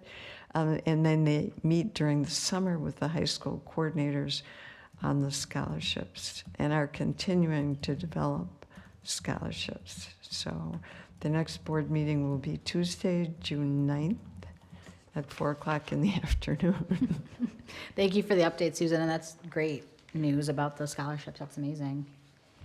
All right, so next on our agenda is future meeting dates. They're all there. As a reminder, our next board meeting is Tuesday, June 9th at 6. It's at the district office. That also happens to be the last day of school. So just as a reminder there. And then finally, I don't know how future meeting dates got before the superintendent's report, but last but certainly not least, That's superintendent's report. Just a few updates. Monona Grove has always been deeply involved with the Dane County New Teacher Project, and in 25-26, that project transitioned to be held by CISA 2 as a partnership. And so we're still part of that, but we do engage in an ad hoc service basis because it's really changed their service design. And so Angie, at one point, Angie Fessel, our director of elementary, was a mentor, and so she's got deep knowledge of that and is making some decisions and recommendations about how we engage with them. But I just thought for such a long-standing organization, just to make sure everybody was aware of that. Already talked about committee vacancies. We've covered that. Have added some things around Winnequa site observations and some operational follow-ups. We've already talked about enrollment. Did have a chance to talk with the new administration at the school, and they already have a new updated traffic plan for next year. So when I spoke with them, they were like, yeah, I already have that. So they will be working some on efficiencies for drop-off and pickup from car traffic, along with some instructional videos for parents. They really said that the number one opportunity for improvement is parent compliance with the process. So I'm like, good, Godspeed to you. We talked about the cafeteria already. Did get an opportunity to talk with some two third grade sections and a fifth grade section about lunch in the hallways. It was fascinating. They have a lot of good input, but they are the ones that talked about the lunch line and it depending on if it's a really hot item that day or not, and then about how messy the younger kids are in the hallway with their stuff falling out of their cubbies. And then they decided that the signs that they wrote that said "keep your cubbies clean" for kindergartners probably wasn't the best idea, because they didn't know if they knew what they said. Yeah, it was pretty funny. But they talked about, some of the challenges and things, and then got an email afterwards from one of the classes where they said like, "We forgot to tell you how much we love school and how much we love Winnequa and our teachers, and can't wait to come to school on Mondays." And so really positive things. So great group of kids. They were super honest about what works and what doesn't. So I think that's everything we had talked about there. One of the things that we've been having conversation about at all of our 4K through 8 buildings is how early kids come to school before staff comes to school. And so really looking for next year, beginning to preview that. We'll accept kids 15 minutes before the bell rings. That's when the doors will open, that's when staff will be out there, because we have found that we just have kids that come at lots of early, and sometimes there's supervision there, sometimes there's not. In addition to that, it's really hard for staff to get their day started when kids are arriving before them. And so really looking at 15 minutes before school starts is when staff will be out there managing the traffic, getting kids into the building. Yes. And I'll just say, when I was teaching at GDS, like sometimes kids would be dropped off before the doors were open, and it's really cold out. So like, just, it's hard when it's like really cold and then you can't let kids in the building. Yeah, it's just become really difficult, and we do such a good job of supervising children during the school day, and then we've got this weird free-for-all before school that has been happening. And so, some kids will come 45 minutes early, and that's at Cottage Grove School, and they're little. And so just a real big safety concern. And also, like, how do you get the day started as an employee to get off the ground? So we will be foreshadowing that with people. As Susan mentioned, graduation, the high school graduation will be on June 7th at 10 a.m., and that's the Align Energy Center complex in the Coliseum. Part of that, and then MG21 senior graduation is June 4th at 7, and that is at MG21 outside if weather permits. And if not, then it would be at the Monona Community Center. So Great. Questions for Tanya at all? I just want to thank you for talking with kids at Winnequa. I think, we spend a lot of time talking with staff and adults, which is really important, but understanding the student experience, kind of to Elsa's point earlier, right, that, at the end of the day, it's about their experience and their experience in community. So I appreciate you taking the time out to sit with some of those classes and ask them some questions about what is it like here, what does it feel like, and what can we do to make it better. So thank you for doing that. Okay, that is the end of our meeting. So I would love a motion to adjourn. I move we adjourn. I'll second that. Great. All those in favor say aye. Aye. Ayes have it. Meeting is adjourned at 9:11 p.m. Thank you, everybody.